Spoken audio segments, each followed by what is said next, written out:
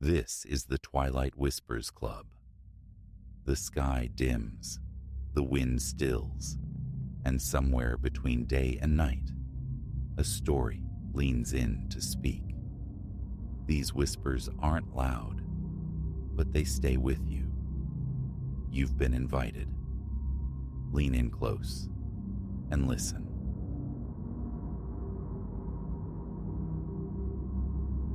The threshold groaned underfoot, a sigh of rotten timber, and with that single step inside Blackwood Sanatorium, I felt the weight of my error settle. A suffocating quilt of pulverized history clogged the air, mingling with the cloying perfume of rot. Silence, profound and absolute, seemed not merely an absence of noise, but an entity actively devouring sound. Retreat was impossible. My companions, Ronan and Clara, were already dissolving into the corridor's maw, their eager murmurs skittering like rats along the leprous plaster. This pilgrimage into urban ruin held no allure for me. Such trespasses felt cheap, particularly here, within walls saturated by suffering. Blackwood shuddered abruptly in the 70s amidst whispers of inmate torment and grotesque scientific overreach, festered in local lore. Tales of spectral tenants and physics-defying occurrences abounded, fables I'd readily mocked. Now, adrift in the vast, decomposing vestibule, certainty wavered. "Elias, keep up," Ronan's voice, muffled by distance, ricocheted back. "Don't lag behind." A tremor ran through me. I thumbed my torch alight, its beam a nervous probe into the gloom, and plunged after their fading calls. Our light sliced through the oppressive dark, illuminating cascades of peeling paint like sunburnt skin and the skeletal remains of furniture. Shadows writhed, elongated and distorted, mimicking life where none should exist. We navigated the husk of administrative chambers, then drifted into the patient wards. Each doorway framed a tableau of quiet desperation. Leather restraints still buckled to corroded bed frames. Spectral outlines where photographs once clung to stained walls. The detritus of lives abruptly abandoned decades prior. It was within one such cell, a cramped rectangle of misery, that the cold seized me. Not a mere draft, but an invasive bone-deep chill that stole the air from my lungs. I stopped, sweeping my light across the barren space. "Did you?" My voice emerged small, a frail thing swallowed by the vastness. "Did either of you feel that?" Silence answered. They had pressed on, their voices receding down the labyrinthine halls. A knot of panic tightened in my chest. I scrambled to rejoin them. The thought of isolation in this place intolerable. Emerging back into the corridor, a breath, impossibly close, feathered my ear. "Save us." The whisper was less sound than a vibration felt within my skull. I spun, heart hammering against my ribs, flashlight beam slashing wildly. Nothing. Only the receding perspective of the hallway, choked with dust motes dancing in my light.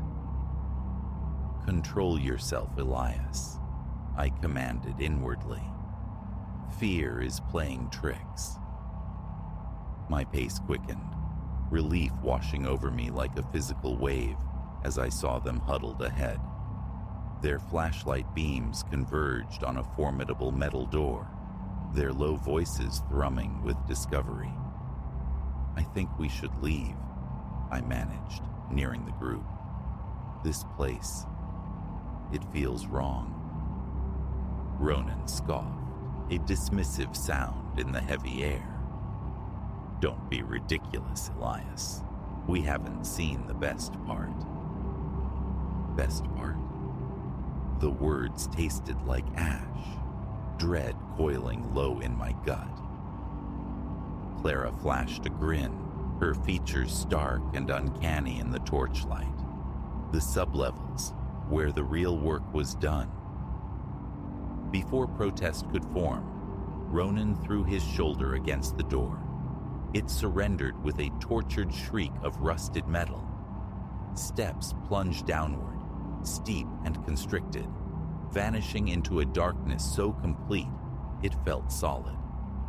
Seriously, this is a terrible idea, I pleaded, but they were already descending, swallowed by the abyss. With a sigh that felt torn from my very soul, I followed. The basement air was thick, ancient, pressing in from all sides. Our lights seemed feeble, barely denting the profound blackness. We navigated rooms cluttered with archaic apparatus, hulking shapes of metal and wire that suggested torment rather than therapy. It happened there. Ronan was inspecting a device bristling with electrodes when the heavy door behind us slammed shut with the finality of a vault. We jolted, the sound cannonading through the unnatural quiet. "Okay, very funny," Clara laughed, a brittle, nervous sound. "Who was that?" A glance at their stark, pale faces confirmed no one present was the culprit. Ronan rattled the handle, then threw his weight against the unyielding metal. "Locked," he breathed, naked fear sharpening his voice. Then the susurrus began. Faint at first, a mere stirring at the edge of hearing, easily dismissed as imagination. But Clara's wide eyes met mine. Ronan's head snapped up. It wasn't imagination. Innumerable voices whispering from the very fabric of the darkness, swelling, coalescing. "Save us. Help us. Don't abandon us." The temperature plunged. Our breath plumed before us in the sudden Arctic air. The monstrous equipment around us began to vibrate, then rattle, then shake violently, stirring from a decades-long slumber. Clara screamed, her finger stabbing towards the room's far corner. A shape flickered there, indistinct, woven from shadow and gloom. The hazy silhouette of a figure in institutional garb, wrists seemingly bound. As raw horror held us paralyzed, more forms materialized. They bled from the walls, coalesced from the shadows, filling the space, their whispers intensifying into a dissonant chorus of anguish and accusation. "You forgot us. We suffered. Now you will know." Intangible pressures brushed against me, the caress of ice-cold fingers on my skin. My friends were screaming, yet their cries seemed leagues away, submerged beneath the spectral tide. In that maelstrom of terror, a fragment of forgotten research surfaced. Countless patients dying here, unclaimed, interred in anonymous graves somewhere on these grounds. Forsaken in life, forgotten in death. Instinct took over. I drew breath and shouted, my voice raw against the unearthly choir. "We're sorry, we didn't understand. We'll tell your story. We promise. You won't be forgotten." An abrupt, profound silence fell. For a single suspended heartbeat, nothing moved. Then gradually, the spectral forms thinned, dissolving like smoke on the wind. The crushing cold receded. The rattling machinery fell silent.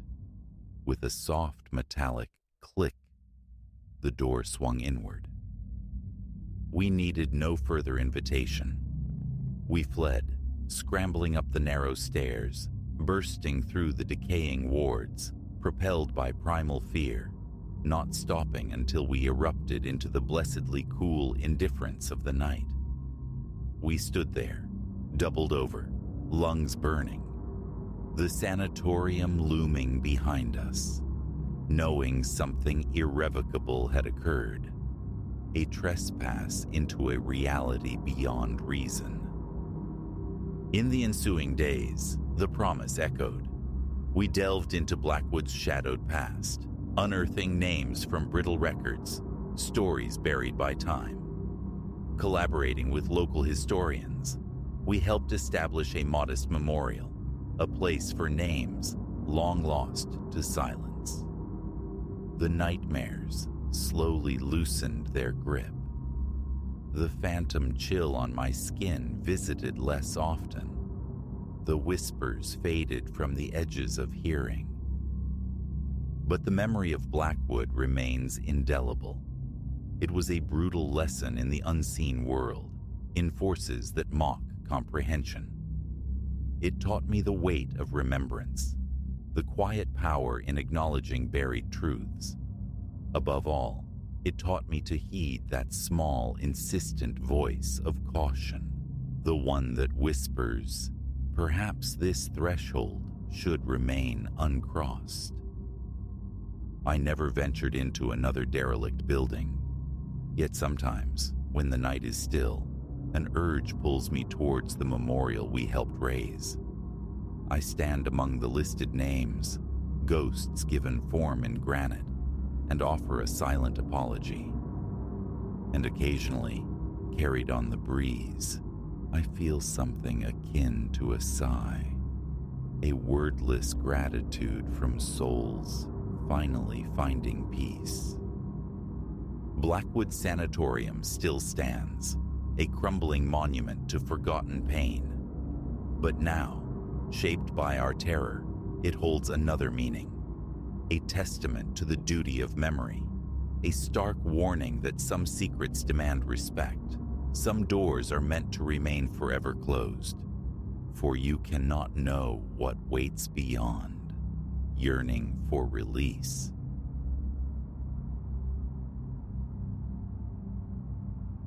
Tuesday dawned with a summons at 17 minutes to 9. Apartment 4B, Mrs. Albright. Her voice a thin wire of panic stretched across the line, detailing nocturnal pools and ravaged possessions. The third such lament this month. Familiar territory, I mused. Likely just the earth weeping through aged concrete, the usual lament of old foundations. My tools rattled in their metal case as I left the quiet hum of the maintenance hub. A biting chill greeted me, stealing breath into visible plumes against the gray expanse of the parking lot. Autumn's detritus, slick and decaying, plastered the walkways. Number 4 stood hunched and venerable, a relic of the 60s, its subterranean warren of storage cages perpetually plagued by damp secrets. Mrs. Albright materialized at her threshold, a disheveled figure adrift in terry cloth, clutching a mug like a lifeline. Her knuckles shone white. A tremor danced in her hands as she guided me toward the basement's maw. Far worse this time, Elias, she rasped, her gaze darting. Something's skewed. The furniture, I never laid a hand on it, but it's all askew. My thumb found the switch. Overhead, fluorescent strips stuttered, blinked thrice in epileptic protest before bathing the descent in a stark, unforgiving glare. A premature winter seemed to exhale from the depths below, colder than any October cellar had a right to be. Each tread of my boots on the wooden stairs groaned a weary complaint. An unfamiliar odor met me first, not the expected subterranean must, but sharper, redolent of stagnant water and oxidizing metal. The concrete landing lay deceptively dry, yet a persistent plink, plink resonated from unseen recesses. Mrs. Albright's cage occupied the far corner. As I traversed the floor, my footfalls returned strangely, echoing as if the very geometry of the room had warped, stretching the known space into unsettling dimensions. This familiar cavern felt suddenly alien. Before her wire mesh enclosure, I halted. The padlock hung undisturbed, yet within, chaos reigned with a chilling precision.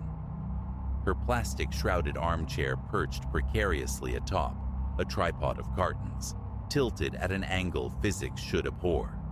A stout bookshelf stood inverted, its volumes clinging impossibly to their shelves, as if defying the very notion of down. "You perceive it now?" Mrs. Albright's voice, suddenly beside me, sent a jolt through my veins. Her dissent had been utterly silent. None of this was my doing. Yesterday, all was mundane, I assure you.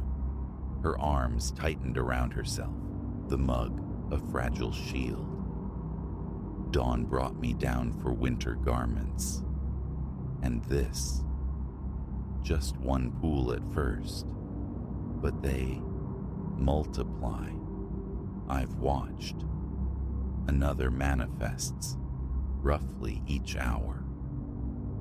My torch beam sliced through the gloom, searching the cage's recesses, and there it lay, a perfect circle of water, perhaps 2 feet in diameter, stark against the bare concrete. No dripping pipes loomed above. No logical ingress explained its presence amidst the surrounding dryness. Unlatching the cage, I stepped within. The pool's clarity belied an impossible depth. My light plunged into it without finding purchase. Nearby lay another, a twin, and beyond it, a third, arranged in some sequence that strained the eyes, hinting at an aberrant logic. Kneeling beside the closest disk of liquid, I extended my voltage tester. Nothing. My fingertip broke the surface. The cold was absolute, profound, yet the water possessed a strange viscosity, a weight like quicksilver. Withdrawing my hand, I found my skin utterly dry, unmarked. The aqueous percussion intensified, seemingly emanating not from a single point, but from the very fabric of the enclosure, as if the walls themselves wept. I rose, regarding the defiant armchair again, its impossible equilibrium, mocking natural law. "I should inspect the adjacent units," I murmured, more to myself than to the trembling woman beside me. "See if this anomaly extends." The neighboring cage's lock yielded with unnerving ease, untouched by my master key. Within, emptiness, save for a solitary wooden chair stark against the gloom, its back turned squarely to the rear wall. This was Davies's unit, 4A. Only days ago, it brimmed with his relocated life. As the thought formed, the dripping cadence swelled. At my very feet, the concrete darkened as a fresh pool bloomed, water welling impossibly upward. Its surface momentarily distended, a liquid blister threatening to rupture from below. "Mrs. Albright," I began, forcing calm into my voice, "return upstairs. Notify the superintendent. We require plumbers, multiple plumbers, I think. I'll remain here and..." Turning, I found only vacant air where she had stood.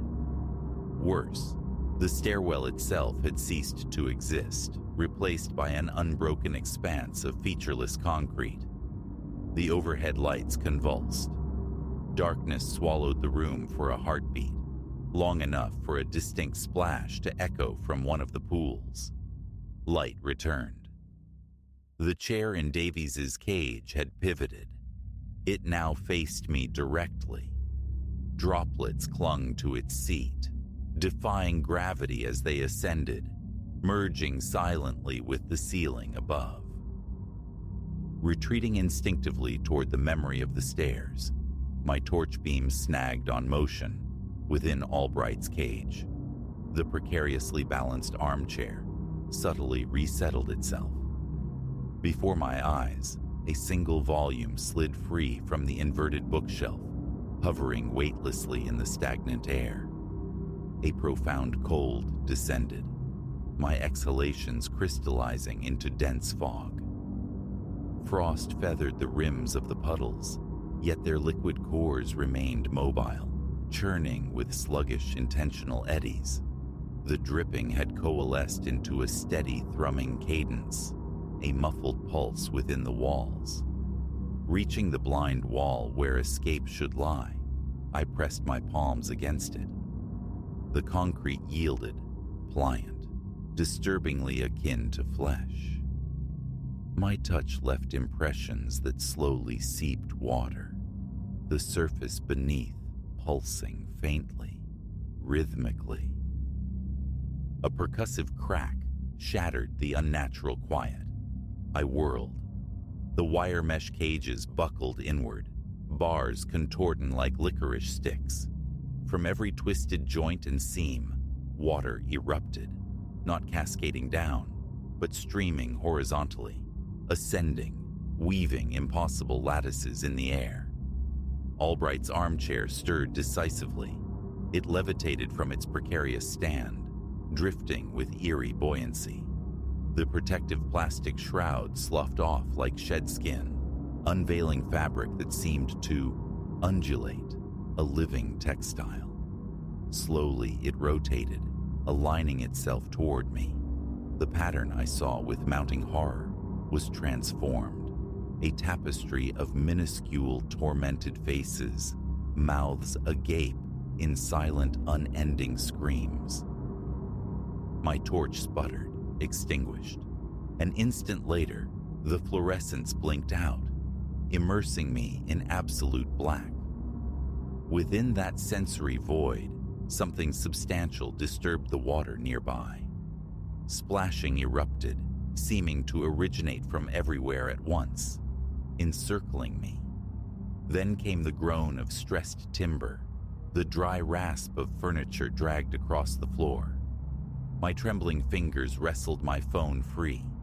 Its screen flared, a pitiful cerulean beacon carving a scant 3-foot radius from the oppressive dark. In that meager illumination, the floor revealed its metamorphosis. The concrete now bore the texture of dermis, subtly rising and falling as if respiring.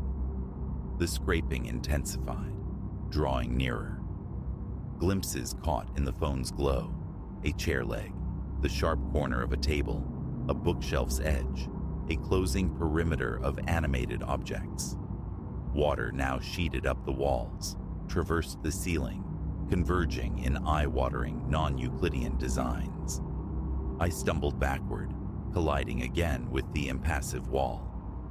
The phone screen began to strobe. In the intermittent flashes, the armchair drifted closer, the faces in its fabric now mobile, swiveling to fix upon me. Behind it, a phalanx of furnishings ascended, tables, chairs, cabinets, warped and angular, advancing with palpable intent. Then, the screen died. Utter darkness returned, profound and suffocating. A cold, damp pressure brushed my shoulder, like fingers but too numerous, their articulation alien. The dripping crescendoed into a deafening torrent, overwhelming the frantic rhythm of my own breath. Light exploded back into existence, sudden and brutal. I found myself at the foot of the basement stairs, solid and real beneath my boots. At the summit stood Mrs. Albright, hand poised on the switch, her ubiquitous mug steady. "Discover anything, Elias?" Her voice drifted down, mundane. "The damp?" My gaze swept the room, order restored. Cages stood uniform, contents inert and ordinary upon the dry concrete floor. No sign of the preceding pandemonium, except within Albright's enclosure, the armchair rested differently now. It faced the mesh door squarely, and upon its seat cushion, a dark, spreading stain precisely mimicked the imprint of a human hand. "Summon a plumber," I managed, my voice a stranger's unnervingly level. "No, summon several, and you, stay out of here. Do not return, not unaccompanied, not ever." I ascended the steps with controlled haste, resisting the urge to bolt. At the landing, a final glance backward revealed a solitary perfect circle of water, newly formed in the basement's center. As I watched, transfixed, a subtle ripple disturbed its placid surface, as if from some profound, subterranean stirring. I pulled the door shut, the heavy thud echoing, and twisted the lock. Even through the solid wood, the insidious dripping resumed, its rhythm seeming to coalesce, disturbingly, into the cadence of speech. Mrs. Albright's voice droned on about policies and reparations, words lost to the roaring in my ears. I was already moving away, the jangle of my keys offensively loud against the tremor in my hands. 15 other tasks awaited my attention across the complex. They would remain unattended. My route took me directly to the superintendent's office. The keys landed on his desk with finality. "I resign," I stated. His objections began, but dissolved against my retreating back. In the rearview mirror, number 4 dwindled. Just as I rounded the corner, a flicker of movement in the basement window, a dark fluidity ascending, or merely tricks of light and shadow. I didn't pause. I never returned. Mere days afterward, the local chronicle reported Building 4's abrupt evacuation, citing structural anomalies. Vague references were made to atypical water ingress in the lower level, phenomena baffling engineering assessments. Mrs. Albright featured briefly, her testimony touching on animate furniture and subterranean acoustics. Demolition followed. That crew, too, reportedly walked off mid-task, plagued by equipment failures and inexplicable pools discovered within sealed chambers. The foundation void, they filled with concrete, pouring and pouring until it consumed twice the volume calculated for the space, spilling over the brim. Occasionally, nocturnal drives take me past the site. It lies barren now, a featureless slab behind chain link and cautionary placards. Yet when rain falls, puddles gather upon its surface, flawless circles arrayed in geometries alien to natural drainage. I maintain my speed passing by. My gaze avoids lingering on those aqueous discs, and on still nights, when the only sound might be a phantom dripping from impossible sources, I certainly do not pause to listen. Subsequent employment finds me scrutinizing contracts with newfound diligence, and requests concerning basement moisture? Those calls go unanswered. Always.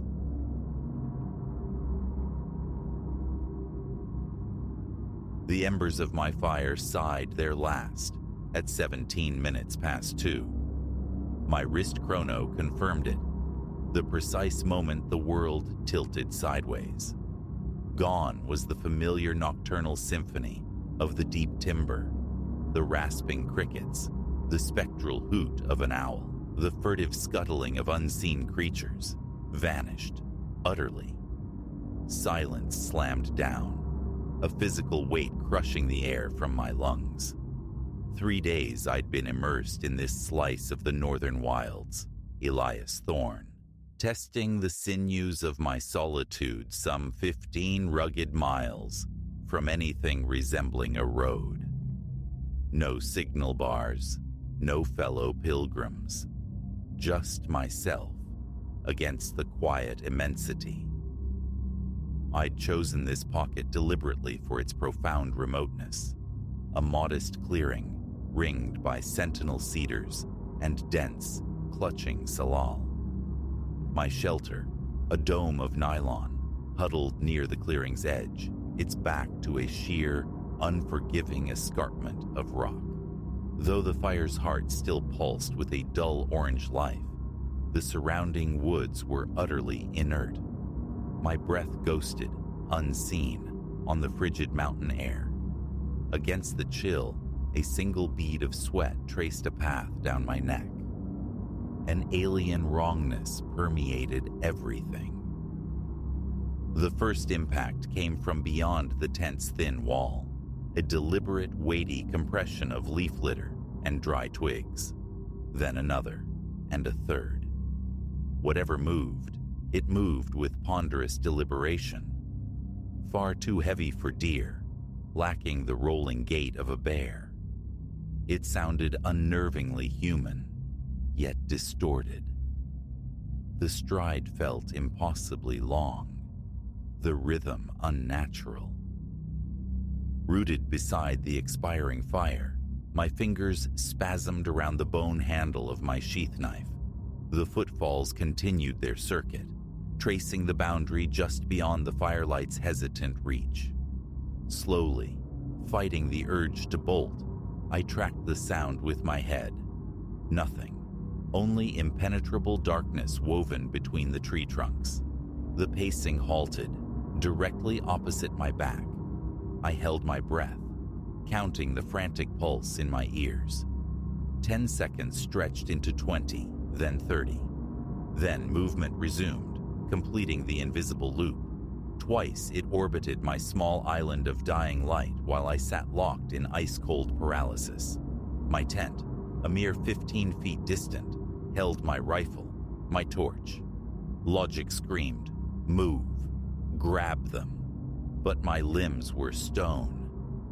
My body refused its own commands. On the third circuit, the pattern shifted.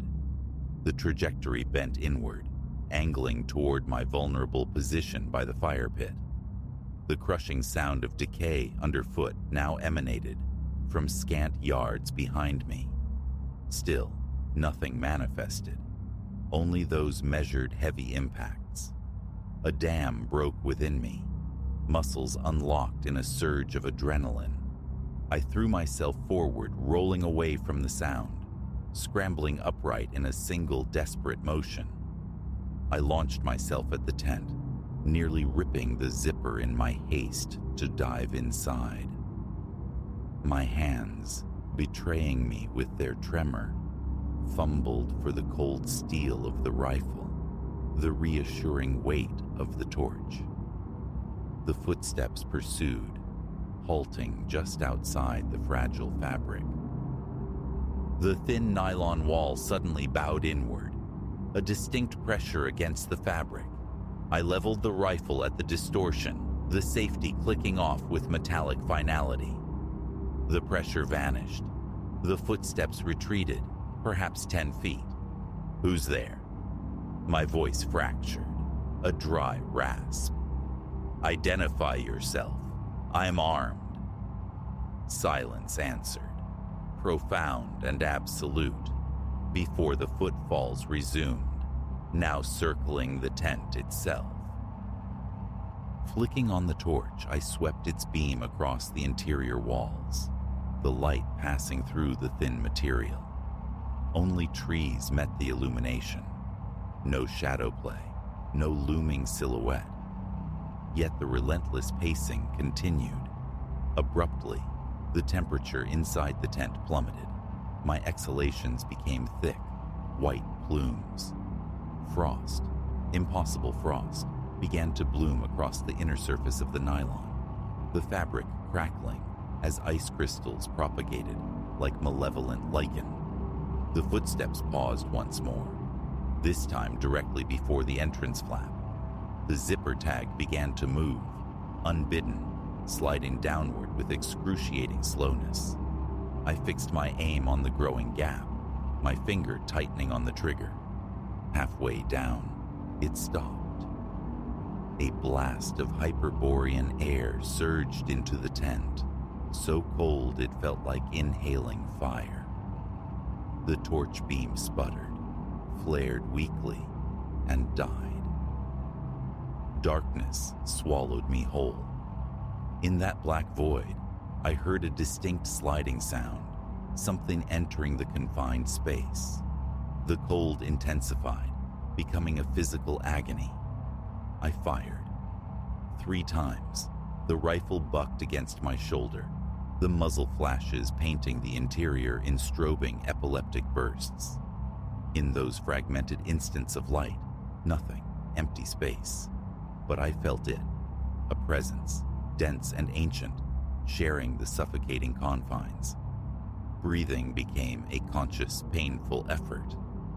With my knife, I slashed frantically at the rear wall of the tent, tearing through the frosted fabric, and hurled myself out into the freezing night. I ran, a primal flight fueled by sheer terror, faster than I knew possible, crashing through unseen undergrowth, tripping over roots, rocks tearing at my clothes, branches lashed my face like whips. My lungs burned, seared by the impossibly frigid air, and behind me, the footsteps, relentless, gaining. The cold pursued too, a palpable wave of Arctic chill chasing me through the black woods. I dared not look back, just ran. Time lost all meaning. Eventually, my legs buckled, strength utterly spent. I collapsed against the rough bark of a massive cedar. The footsteps slowed, then ceased nearby. Ice began to sheathe the bark around my hands. My fingers felt numb, looked disturbingly blue in the ambient gloom. The cold was annihilating. Fumbling, I activated my wrist chrono's backlight. 2:17 a.m., identical to the moment the forest died. As I stared, mesmerized, frost crept across the watch face, obscuring the digits. The footsteps started again, but this time they moved away, receding into the darkness. Slowly, agonizingly slowly, the temperature began to moderate. Minutes later, tentatively, the night sounds trickled back. The hesitant chirp of a cricket, the rustle of dry leaves, a distant owl's call, reclaiming its domain. I remained there until the first gray fingers of dawn touched the sky, shivering violently, rifle clutched like a holy relic. When light finally broke, I navigated back to my violated sanctuary. The tent lay in ruins, shredded, 3 distinct bullet holes perforating its walls. Everything inside, my pack, my sleeping bag, wore a delicate mantle of frost, despite the morning air being crisp, but decidedly above freezing. My digital camera had been inside the tent. Later, scrolling through its memory, I found the images of my journey, the peaks, the streams, the wildlife, all erased. Replaced by a single stark file, a frame of pure black, bearing only an electronic timestamp, 2:17 a.m. I salvaged what little remained of my equipment and began the long trek out. 8 punishing hours brought me back to my vehicle. I haven't slept under the stars since. Sometimes I jolt awake in the dead of night, compelled to check my chrono, half dreading, half expecting to see 2:17 a.m. In quiet moments, the echo of those footsteps returns, that ponderous, deliberate cadence. And sometimes, inexplicably, even bathed in summer heat, I feel a phantom blast of Arctic air brush against my skin. I tried delving into local histories, searching for echoes of my experience. Scant whispers emerged, scattered accounts from other solitary travelers, mentioning impossible pockets of cold deep in the woods, sudden unnatural silences, the feeling of being stalked by unseen things. Most refused specifics, offering only veiled warnings against venturing out there alone. The strangest part, the physician I consulted, concerned about the state of my fingers and toes, which had been a terrifying shade of blue that night, found zero evidence of tissue damage. He dismissed my account, stating flatly that exposure to the temperatures I described would have been lethal within minutes, let alone survivable without severe frostbite. What stalked me in those woods? The question remains unanswered, a hollow space in my understanding of the world. I prefer it that way. Yet, fragments haunt me. What might the torchlight have revealed in those final seconds before it died? What exactly shared the freezing darkness of the tent with me? Where did 3 rifle rounds vanish into? And why, every single night, does my chrono freeze for precisely 60 seconds at 2:17 a.m.? These questions are specters, but less substantial than the memory of the footfalls, that slow rhythmic pacing, the sound of something immense and impossible, negotiating the night, the chilling sense of being observed, evaluated, played with, my terror a thing to be savored. The ruined tent remains, crammed into a storage box in the garage, its bullet holes and knife wound stark reminders. Occasionally, the thought of examining it closer, searching for some physical trace, surfaces. But I never do. Because sometimes, very late, when the house is still, I hear faint rustling sounds from that box, as if something within stirs restlessly. And when I pass near it, the air always seems to drop a degree or two. Last week, a letter arrived, plain envelope, no return address. Inside, a single photograph, my campsite, taken from the darkness of the tree line that night. I am visible, a small figure beside the dying fire, and behind me, suspended in the gloom, a subtle distortion hangs in the air, a shimmering like heat haze rising from summer asphalt, yet vaguely anthropomorphic. It appears to be reaching for me. The photo's metadata stamp, 2:16 a.m. Before I consigned the print to flames, my eye caught something else, deeper within the shadowed woods depicted in the background. More distortions, similar ripples in the fabric of the visible world. Dozens of them, all oriented toward my camp, all watching, waiting. They persist, I believe, out there in the deep woods, waiting for the next solitary soul, waiting for another chance. To do what? Hunt, toy, feed on fear. I recoil from knowing, but this much I impart. Should you ever find yourself alone in the wilderness and the vibrant chorus of the night abruptly ceases, do not hesitate. Do not rationalize. Do not attempt courage. Flee. Run until your lungs give out.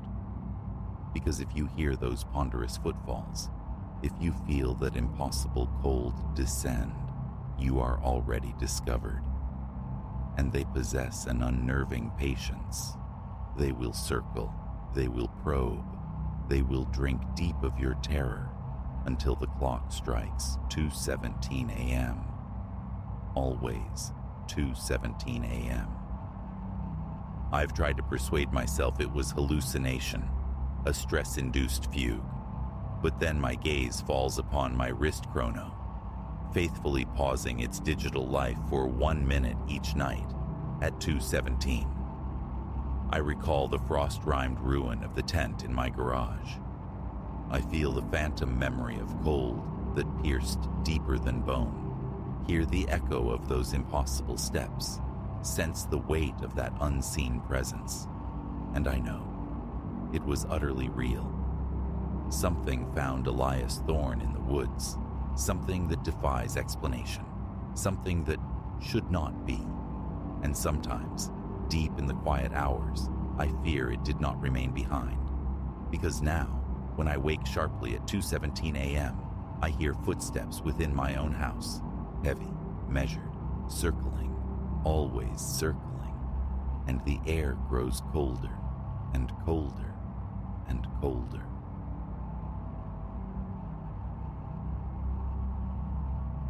Midnight peeled back the veil of sleep, leaving me adrift in the unsettling quiet of the house, eyes tracing patterns on the darkened ceiling. Unseen disturbances whispered through the walls, tiny creaks and sighs that frayed my nerves. The proprietor had assured me the attic was merely a repository for forgotten things, boxes and detritus. Driven by a need to quell the unease churning within, I sought the source. The narrow stairs groaned beneath my weight, each step an announcement in the stillness. The doorknob, cold and pitted, resisted slightly before yielding. My torch cut a sharp cone through the gloom. The single naked bulb overhead offered only a weak, apologetic glow. A breath drawn here tasted of stale time and settled dust, tickling my nostrils. Against the far wall, slumped cardboard cartons, skeletal chairs, a fractured bureau, a drift of old newsprint, and there, positioned centrally, gazing towards the grimy window pane, an old rocking chair. Hewn from dark timber, its back arched elegantly, its armrests burnished smooth by years of anonymous touch. It possessed a solid, brooding presence. I drifted closer, the beam of my torch illuminating a fine shroud of dust, coating the seat. Tiny scars marred the legs, whispers of past encounters. Wiping a bead of sweat from my brow with the back of my hand, I felt the damp fabric of my shirt clinging. The air was oppressively hot, stagnant.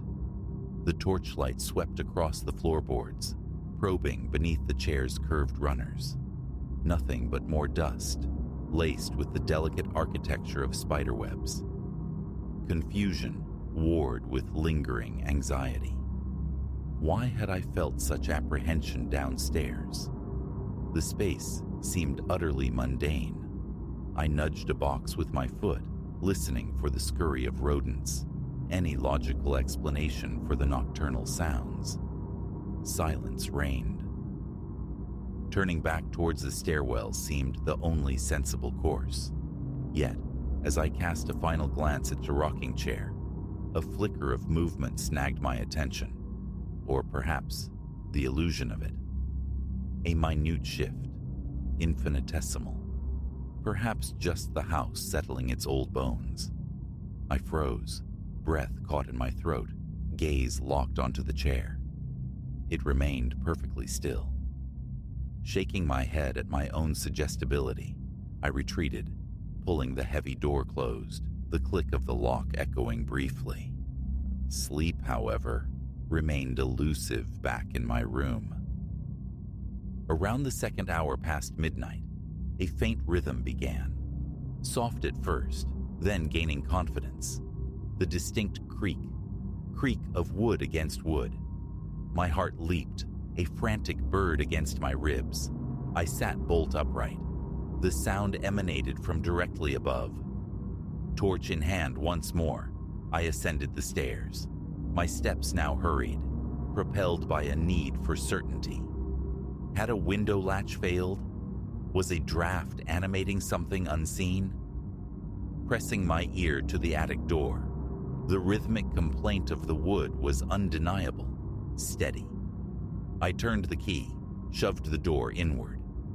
There it was, rocking. Back and forth, a solitary motion in the otherwise inert space. A prickle of sweat bloomed on my forehead. My hands trembled, the torch beam wavering. As the light struck it, the motion slowed, subsided, ceased. The air grew thick, pressing down, a palpable weight on my chest. My shoes scraped on the dusty floorboards as I advanced, drawn towards the inexplicable. The chair sat immobile. I knelt, examining it closely, searching for threads, wires, any trickery. None. Gently, I pushed it. It yielded easily, rocking on its curved base, the joints emitting the precise squeak I had heard from below. I waited, poised in the silence. Nothing. Rising, I backed away, feeling foolish. A chair, inert matter. It couldn't move autonomously. I clicked off the torch, testing the ambient gloom. The weak ceiling bulb cast long, distorted shadows. No windows stood open. The air remained heavy, unmoving. Torch back on. One last scrutinizing look, then downstairs again. Sleep was a lost cause. An hour later, the familiar creaking recommenced. A curse muttered into the darkness, and I was climbing the stairs again, this time leaving the torch off as I eased the door open. The sound was clearer now, a persistent, hypnotic cadence. I slipped inside, a shadow among shadows. The feeble overhead light was just enough to silhouette the chair. It rocked, slow and inexorable, entirely on its own.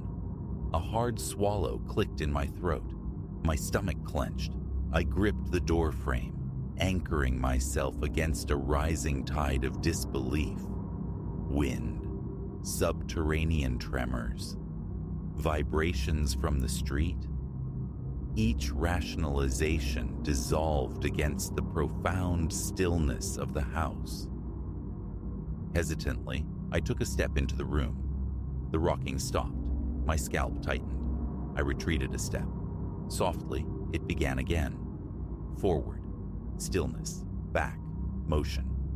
I repeated this strange dance several times, a bizarre call and response. Each approach halted it. Each retreat initiated it. Rooted to the spot, heart pounding a heavy rhythm against my sternum, a thought bloomed. If it moves on its own, perhaps it can perceive me. I voiced nothing, but shaped the question internally, silently. Can you understand me? The instant the thought solidified, the chair rocked harder, a sudden violence, wood scraping harshly against the floor. My chest constricted. Speaking aloud felt like a transgression I dared not commit in this charged space. I tried a simpler command in my mind. Stop. The rocking decelerated, then ceased. My fingertips felt numb, icy. Backing towards the threshold, my breath came in shallow gasps. Rock again. I thought. A test. The chair tilted, resumed its motion, the sound rougher now. Vertigo washed over me. Leaning against the wall, I squeezed my eyes shut for a moment, then forced them open. Who are you? I projected the question into the silence. The response was frantic, the chair rocking with violent energy, the squeaks escalating into tortured groans. Sweat slicked my face. My pulse throbbed in my ears. No words came, no explanation, only that furious, unsettling movement. Slowly, tentatively, I extended a trembling hand. Reaching across the intervening space, I touched the cool wood of the backrest. Colder than the surrounding air, a deep, penetrating chill shot up my arm, visceral and shocking. I snatched my hand back as if burned, and then I heard it, a low, muffled sound, like a dry, stifled chuckle, vibrating deep in my gut. It was brief, vanishing almost before it registered, yet its echo lingered. I scanned the dim corners. Empty, utterly empty. Breathing through my mouth, tongue thick and dry, I watched the chair, now still once more. "What do you want?" I thought. It began to rock again, slowly, gently, but the accompanying squeak felt abrasive, grating. The fine hairs on my arms prickled. I waited. The motion continued. Another question formed, sharp and clear in my mind. "Why are you here?" The rocking intensified, the squeak deepening into a resonant creak. My jaw tightened. Holding my breath, the urge to flee became overwhelming. I turned, took a step towards the attic door. The moment my foot contacted the top stair, the rockin' ceased. I paused, hand on the doorframe, mind carefully blank. After a beat, I allowed a single thought. I'm leaving. The chair remained inert. I hurried down, locking the door firmly behind me. The following night was a torment of anticipation. I paced my room, glancing repeatedly at the clock. As midnight approached, the pull became irresistible. This time, I carried a small utility lamp, plugging it into a dusty outlet near the attic entrance, flooding the space with stark white light that banished the comforting shadows. Standing several feet away, I studied the chair. Now I could see the fine crazing in the varnish, the worn patches, the faint stains embedded in the grain. It was undeniably old, solidly crafted, yet bearing the marks of time and use. I rubbed my tired eyes, listening. Absolute quiet. "Move," I commanded silently. A single deliberate rock answered. I flinched, heart rate spiking, feeling sweat gather at the small of my back. "Move harder." It obliged, rocking faster, the familiar groan filling the space. Raising my hands defensively, I fought the instinct to step closer. Was it truly intercepting my thoughts? I ventured a more complex query. "Tell me what you are." The chair reacted with alarming force, rocking so violently it skittered across the floorboards, the legs screeching in protest. The noise was jarring, ugly. I stumbled back, covering my mouth as disturbed dust filled the air, tasting gritty on my tongue. Coughing, I retreated until my shoulders met the rough plaster of the wall. A dull ache bloomed in my stomach. I pressed a hand against it, feeling the tremor in my legs.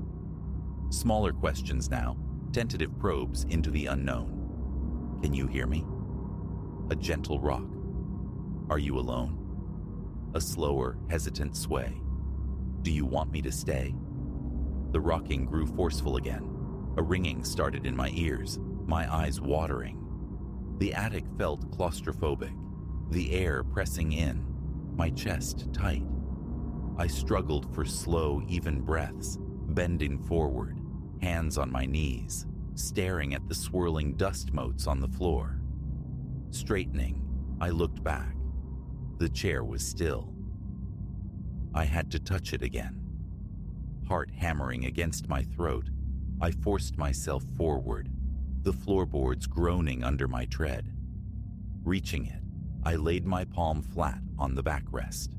Again, the unnatural cold flooded my arm. I recoiled instantly, and again, that muffled guttural laugh echoed briefly, fading into the heavy silence, leaving me breathless, pulse erratic. Wiping my mouth, fingers unsteady, I cast about the attic, desperately seeking another explanation.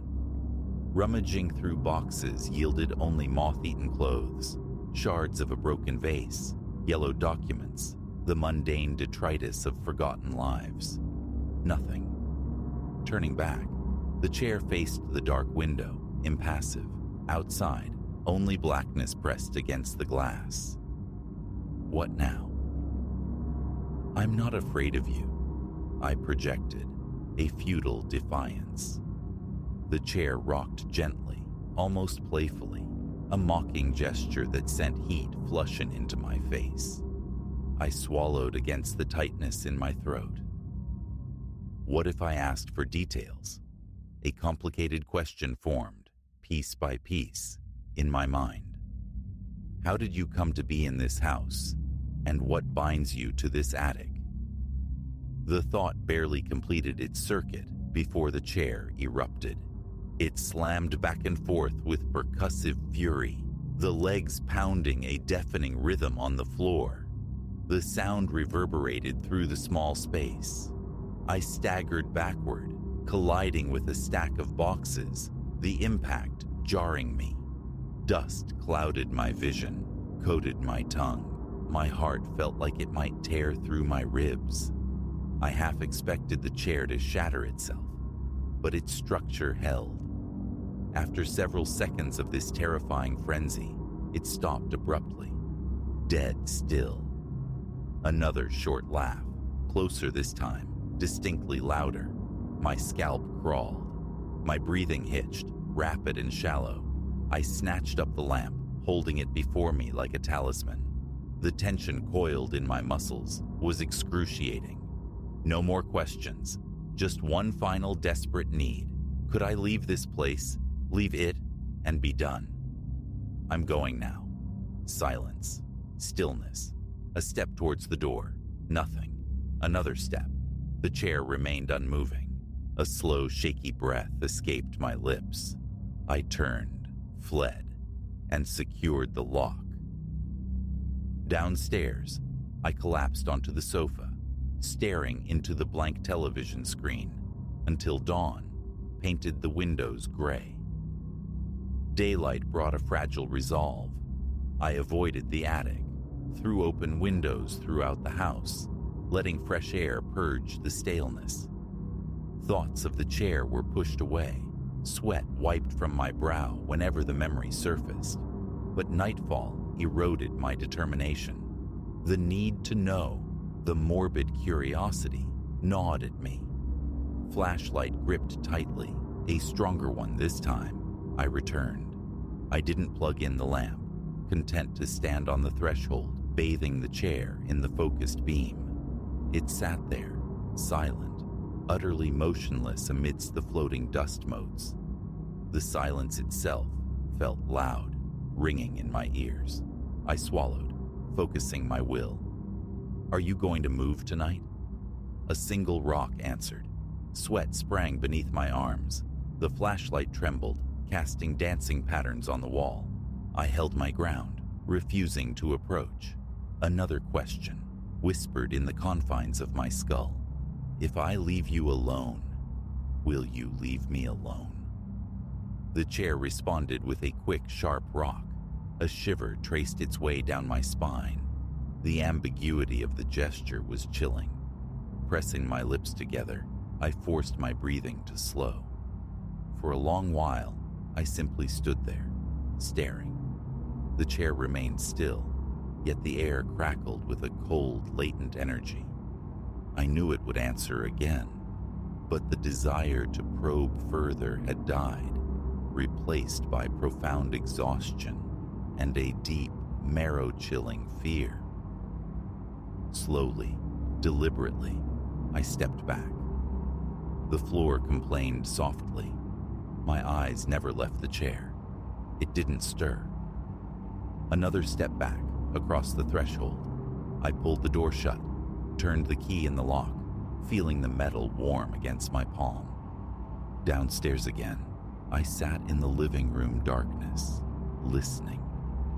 Only silence answered. In the nights that followed, I waged a war of attrition against my own awareness. I stayed away from the attic. Faint creaks sometimes drifted down, but I dismissed them as the house's natural groans or tricks of an overstimulated mind. Sleep was paramount.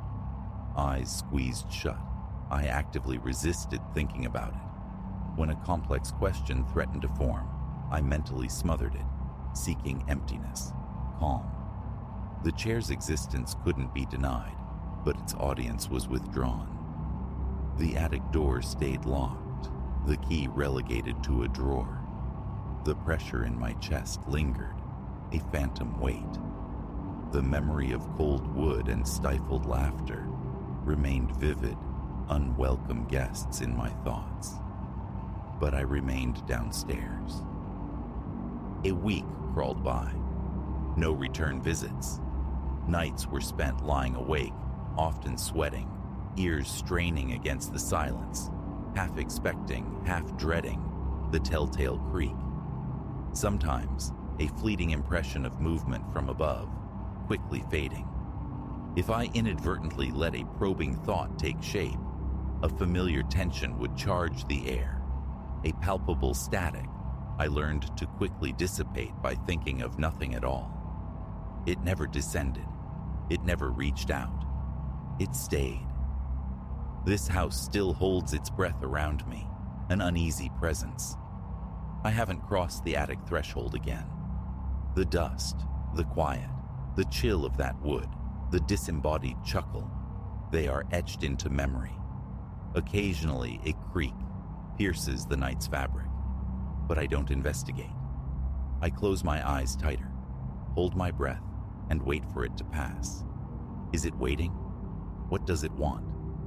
These questions remain unasked, unanswered. I only know it's up there, perhaps rocking in the tenebrous dark, sustained by the echoes of my fear. I try not to think. I try not to ask. I do nothing. I wait, coiled tight in the quiet, praying it remains confined to its dusty domain.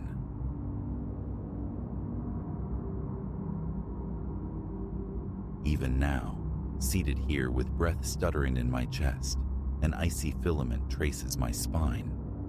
The very architecture of this inherited house, this sepulchral pile left by my late Aunt Isolde, seems sentient, leaning inward with the weight of unspoken knowledge. Weeks I've haunted these rooms alone, a solitary inheritor of dust and silence, a dubious windfall this place, aged, steeped in quietude. My initial thought was renovation, a quick sale, escape. No other kin had shown the slightest interest. But tonight the air hums, thickens, vibrates with an unseen, observant presence. I am poised in the upper corridor, adjacent to the attic's maw, scarcely daring to draw breath. My thoughts reel back to dusk, to the discovery of that artifact, the mask, fashioned from some pallid ceramic, its visage blankly white, haunted by the faintest memory of brush strokes encircling the eyes. I recall the instant my fingers made contact. Its surface, against all expectation, pulsed with a peculiar warmth. As my touch skimmed its cheek, a strange energy surged through me, a visceral recoil tightening my stomach into a knot of nausea. I unearthed it from a decaying cardboard sarcophagus secreted behind a monolithic wardrobe in the attic's gloom. The air up there hung heavy, with the miasma of wood rot and stagnant time. I descended merely to explore, hoping for forgotten heirlooms, or perhaps fragmented insights into Aunt Isolde's sequestered life. Shoving aside strata of yellowed newsprint and brittle lace doilies, I saw it. That pale countenance staring sightlessly skyward, half submerged in detritus. What compelled me to lift it? Call it morbid curiosity. It possessed the aura of a relic from a shadowed antique stall, crazed glazing, edges stained by time. Yet, a disquietude resided in its stark simplicity, just voided sockets for eyes, and the barest suggestion of lips, a subtle curvature. After that initial, unnerving shock of contact, I attempted nonchalance. I bore it downstairs, affixing it to the drawing room wall, a potential point of macabre interest amidst the house's general clutter of antiquated junk. But as twilight bled into night, a wrongness permeated the atmosphere. Each passage past the drawing room threshold brought the distinct hallucinatory impression that the mask's expression had subtly mutated. Not overtly, no cartoonish leer or furious scowl, but infinitesimal shifts in the topography of its hairline fractures. Near midnight, I found myself arrested before it. In the unlit room, lunar rays traced the delicate spiderweb of fissures across the ceramic. These lines coalesced, or seemed to, into something resembling a twisted smirk, a grin too faint for certainty, yet potent enough to send my heart into a frantic tattoo against my ribs. Enough, I decided. This disquiet had to cease. I grasped the mask, attempting to dislodge it, but it clung fast, the nails seemingly contorted. Unwilling to risk breakage or further agitate my frayed nerves with noise, I retreated, leaving it suspended, and sought the dubious sanctuary of my upstairs bedroom. Yet my mind remained abuzz, charged with a restless energy. The instant I extinguished the bedside lamp, a sound drifted from below, a stifled chortle, low and rasping, as if filtered through dense cloth. I went rigid, listening into the ensuing void, old plumbing perhaps. The wind worrying a loose branch against the siding. Rationalizations warred with the tightening conviction of being watched. Sleep, when it finally claimed me, was a turbulent, unremembered passage. I surfaced abruptly in the Stygian hours, 3, maybe 4 in the morning, throat parched, pulse hammering, a peculiar ache radiating from my neck. Fumbling, I ignited the lamp, blinking against the sudden glare, and then I saw it, the mask, resting beside my bed on the floorboards, positioned as if placed with deliberate care. A cold lurch in my gut. I knew, with chilling certainty, I had left it downstairs. There was no one else. Tremors seized my hand as I reached, the cool ceramic radiating a remembered wrongness. My fingers recoiled instinctively. Swallowing thickly, I scrambled backward, pressing myself into the headboard. Had I walked in my sleep? Descended, retrieved it, returned, all in some somnambulistic fugue. The thought slicked my palms with sweat. My gaze darted to the bedroom door, locked, bolted from within. I distinctly recalled turning the key before succumbing to sleep. How? Too unnerved to court slumber again, I endured the remaining hours bolt upright, ears straining against the profound silence of the house, a silence so complete I could almost hear the thrum of blood in my own veins. The mask lay supine on the floor, its fractured surface still composing that subtle, derisive smile. For hours, I watched it. It remained inert, yet I couldn't dispel the sensation that it was poised, waiting. With the dawn slicing thin shafts of light through the worn curtains, courage returned, fragile but present. My hand quivered as I retrieved the mask and carried it back downstairs. The drawing room appeared unchanged. Sentinel furniture, a musty rug, the ineradicable scent of damp timber. I deposited the mask upon the coffee table and sat opposite, scrutinizing it in the pale morning illumination. The cracks seemed more pronounced now, etching intricate, almost deliberate patterns around the vacant eye holes. Staring long enough, I began to perceive a flicker of character behind that empty gaze, as if the artifact itself were appraising me. Answers. I needed them. I plunged into the study, sifting through Aunt Isolde's ephemera, faded correspondence, receipts spanning decades, cryptic handwritten notes devoid of any mention of a mask. A cache of Polaroids emerged from a drawer. Isolde, younger, smiling beside unfamiliar faces in outmoded attire. In the periphery of one snapshot, a shape clung to a wall, possibly the mask or its twin. Another photograph depicted a solemn group clustered around a large, intricately carved wooden chest. Their expressions were uniformly grim. The mask wasn't visible, yet an intuitive link resonated, unprovable but potent. I tried to suppress the burgeoning anxiety. Lunch was a mechanical act, chewing without taste, the food like sawdust. The mask remained on the coffee table, a silent, uninvited houseguest perpetually staring, visible from my position in the kitchen. I cleared my throat, half expecting the sound to reverberate. Only the tense quiet answered. As dusk began its slow infiltration, the constriction in my chest returned.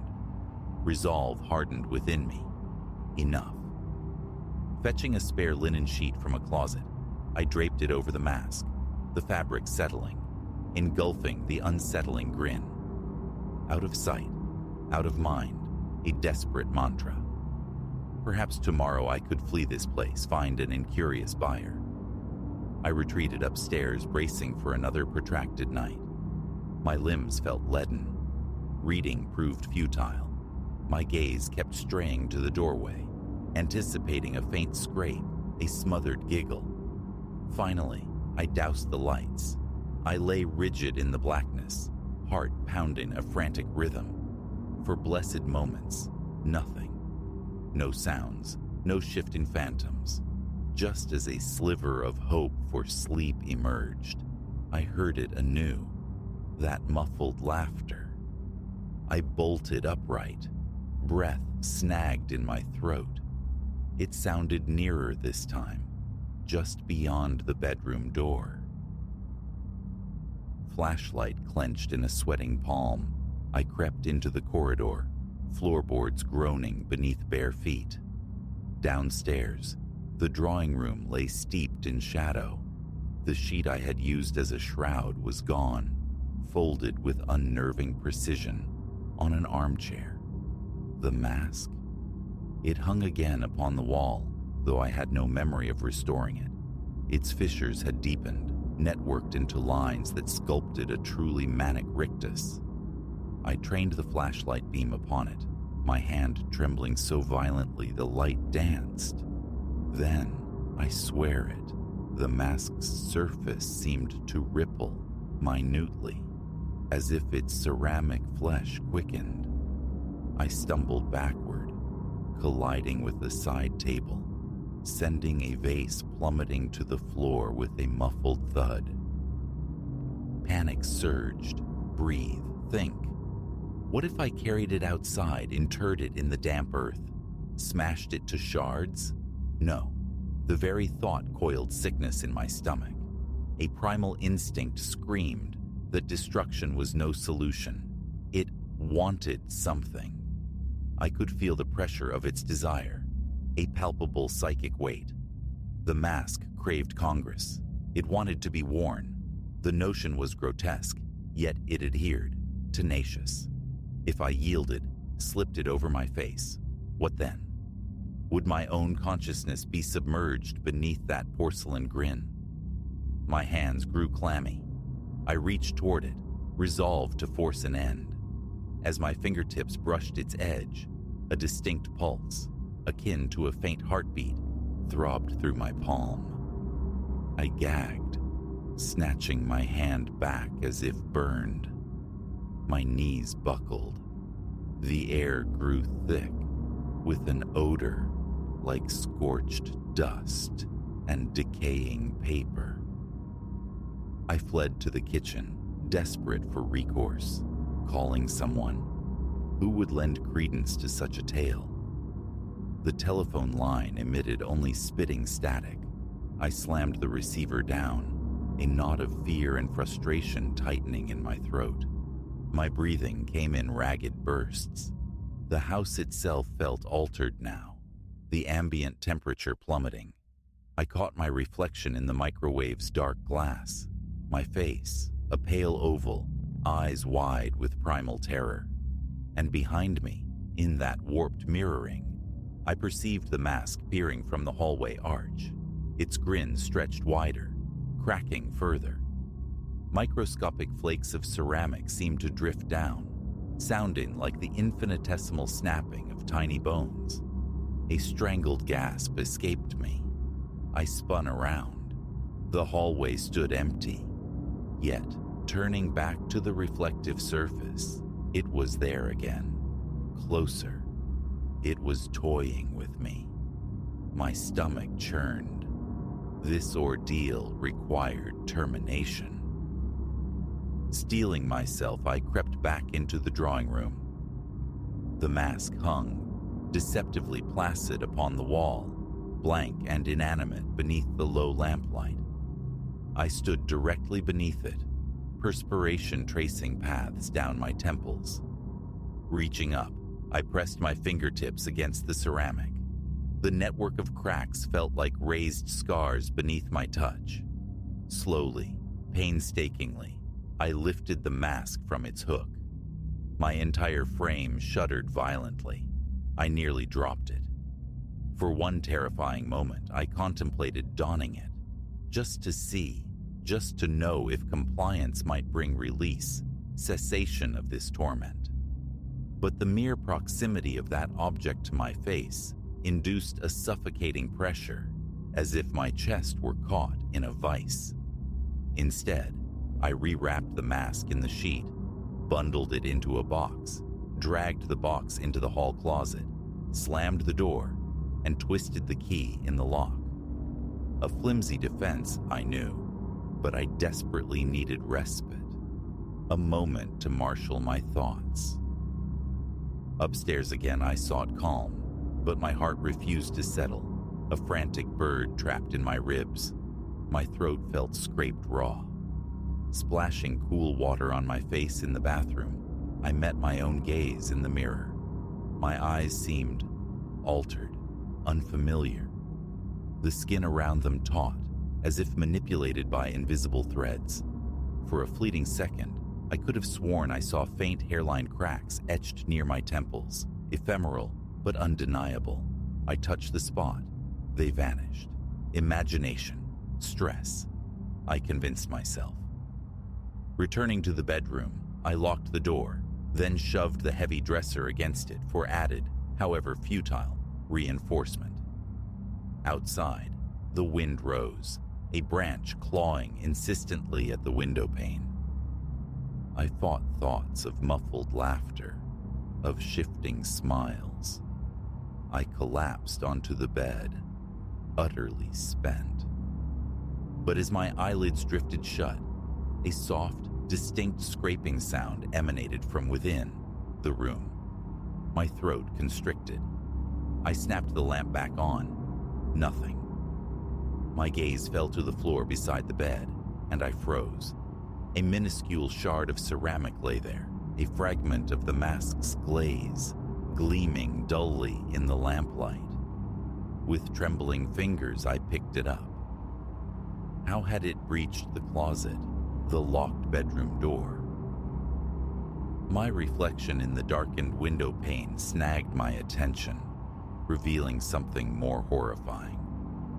The faint, unmistakable outline of a grin playing across my own mouth, a grin I felt no impulse to make. I tried to force my lips into a neutral line, to frown, but my facial muscles twitched, pulled by unseen puppeteer's strings.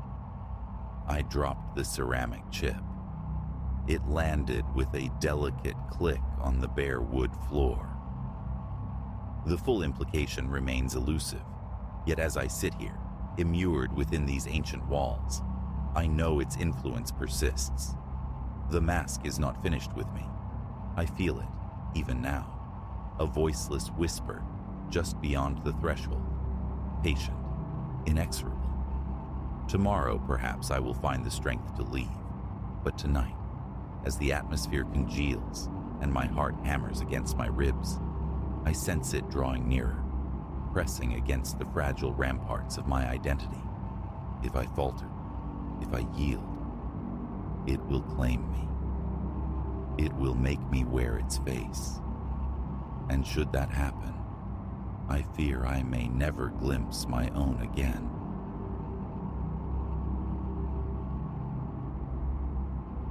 Barely 3 weeks have passed since I took up residence in this sepulchral edifice, this pile of bygone brick and mortar. Whispers trailed its reputation, tales of corridors that coiled like serpents, swallowing unwary tenants searching for their own thresholds.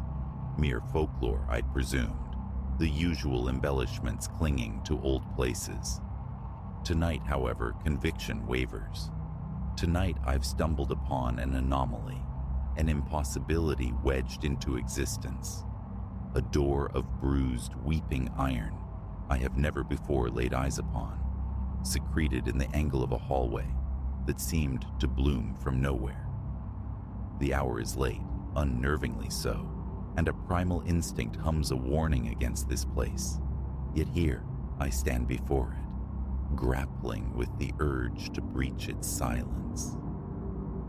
The building's eccentric geometry revealed itself on my second day. Its passages twist in a disorienting weave, demanding a cartographer's patience merely to chart the path from vestibule to my own apartment door. Antiquated wallpaper, brittle and curling at the seams, papers the walls like aged skin. Floorboards lament underfoot in unpredictable places. The ceiling fixtures offer only a grudging, sallow light. Veer carelessly, and you might find yourself confronting a cul-de-sac, a passage abruptly terminated.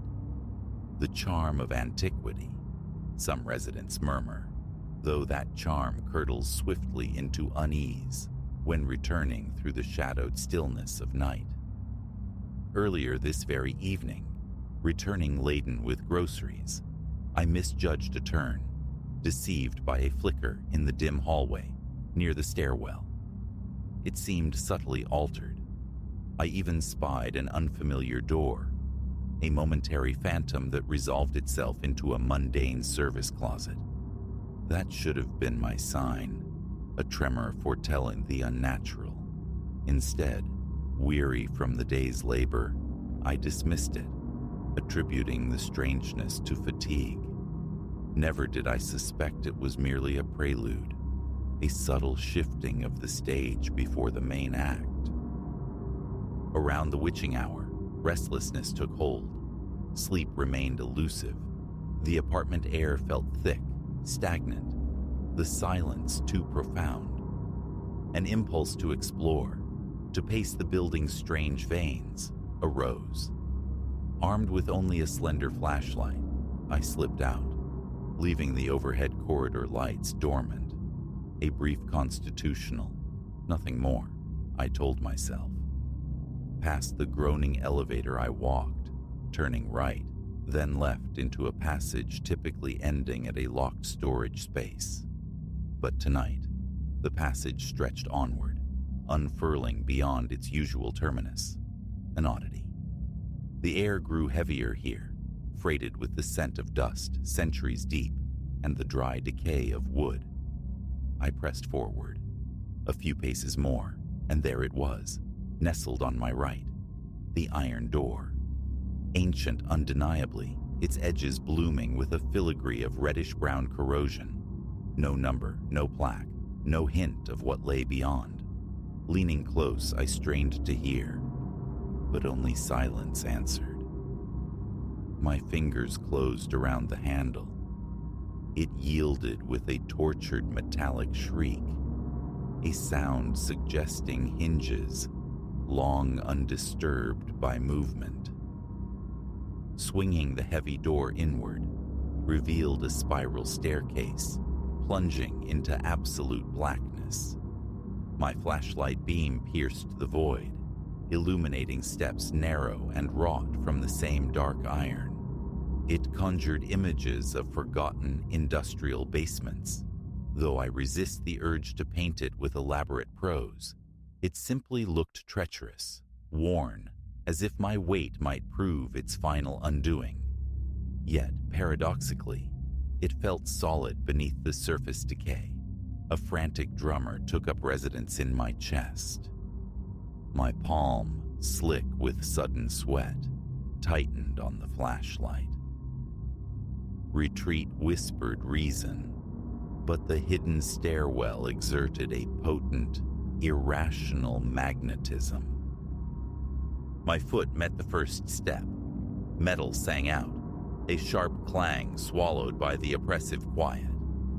A chill traced my spine, independent of the air's damp coolness.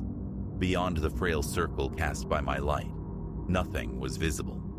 A glance over my shoulder confirmed the door remained ajar, a portal back to the known. A part of me wished to secure it open, but it possessed a ponderous quality, unlikely to stay without aid. Spotting a shard of debris on the hallway floor, perhaps a fractured piece of doorstop, I snatched it up and wedged it firmly between the iron door and its unyielding frame. A flimsy sentinel, but perhaps enough. Then, I descended. Initially, I envisioned discovering a boiler room, perhaps forgotten vaults of storage. But the spiral continued its relentless descent, winding deeper and deeper into the earth. After perhaps 2 full rotations, the stairs delivered me onto a cramped landing. A narrow corridor branched off, barely shoulder width. The ceiling pressed low, the walls constructed of rough, time-darkened brick. My light swept across a floor littered with dust and fine gravel. No adornment, no sign of use. It felt utterly divorced from any functional basement space. Ahead, another flight of the spiral staircase resumed its downward plunge. I looked back. The way up remained, a ribbon of lesser darkness, yet the short corridor beckoned, its shadowed end promising. What? Curiosity flared. I chose the corridor first. Each footfall produced a soft crunch against the detritus underfoot. The air thickened further, catching in my throat, provoking a dry cough. 20 feet in, perhaps, a closed wooden door appeared on the left. The handle, an old iron knob, refused to turn. I pressed my shoulder against the wood, but it felt sealed, immovable. Defeated, I turned back towards the stairs, resolving to descend a little further before abandoning this folly. Reaching the spiral again, the amplified sound of my own breathing filled the enclosed space. My pulse thrummed a frantic rhythm against my eardrums. Something felt distinctly wrong. I realized with a jolt that the doorway at the summit, my point of entry, was no longer visible. I could perceive maybe 3 turns of the spiral above, dissolving into impenetrable shadow. A wave of panic threatened, but I fought it down. Logically, I just needed to climb back. Yet, a perverse insistence urged me onward, just a little farther. I would be cautious, I bargained with myself. At the first sign of true strangeness, I would retreat. So, down I went once more. I counted steps initially, seeking pattern in the descent. Tread, metallic resonance, echo, landing. But this flight felt longer. The spiral tightening, pulling me into its vortex. My right hand instinctively sought the cold permanence of the central column for balance. After what felt like 50 steps, another landing materialized, identical to the first, the same coarse brickwork, the same oppressive ceiling height. Another short corridor led away, terminating predictably at another locked wooden door glimpsed briefly before I returned to the stairwell. By now, my breath came in ragged bursts. Sweat trickled down my neck. The beam of my flashlight quavered. Doubt gnawed. Yet stubbornness, or perhaps morbid curiosity, won out. I needed to know if this led anywhere tangible, or if it was merely some architectural anomaly, a hidden, purposeless void. More steps downward. This time, I lost count, distracted by the emergence of sound. It began as the faintest sibilance, like air escaping a distant vent. I froze, holding my breath, pressing myself against the frigid metal railing. The sound seemed to emanate from below, yet the acoustics warped it, making its source elusive.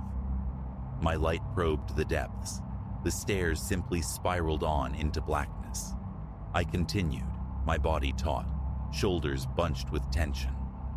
My mind, frayed by the unnatural descent, began conjuring phantoms, fleeting shapes skittering at the edge of the light, illusions born of the curving steps and dancing shadows. Several more rotations brought me to yet another identical landing. The pattern asserted itself, each level a perfect replica of the last. Same corridor, same locked door, same claustrophobic ceiling. It defied logic. I had anticipated a bottom floor, some terminus, but found only endless repetition. More stairs spiraling down. The hissing intensified, grew textured. Within the echoes, I began to discern fleeting whispers, fragmented bursts of sound that brushed against the threshold of intelligibility.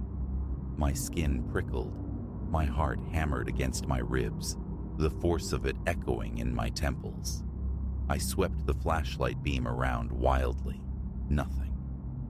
The corridor lay empty. The locked door stood impassive at its end. "Hello?"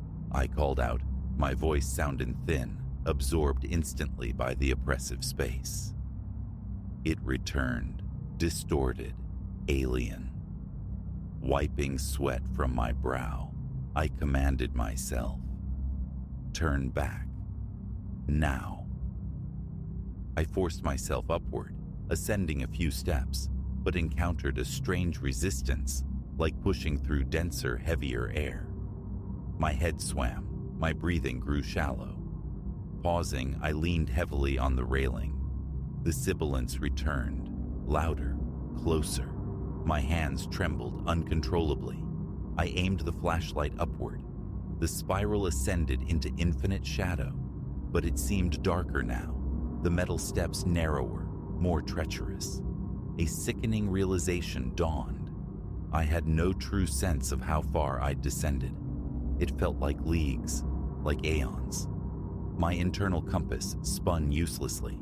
I compelled myself to climb, one deliberate step at a time, trying to anchor my focus by counting 1, 2, 3.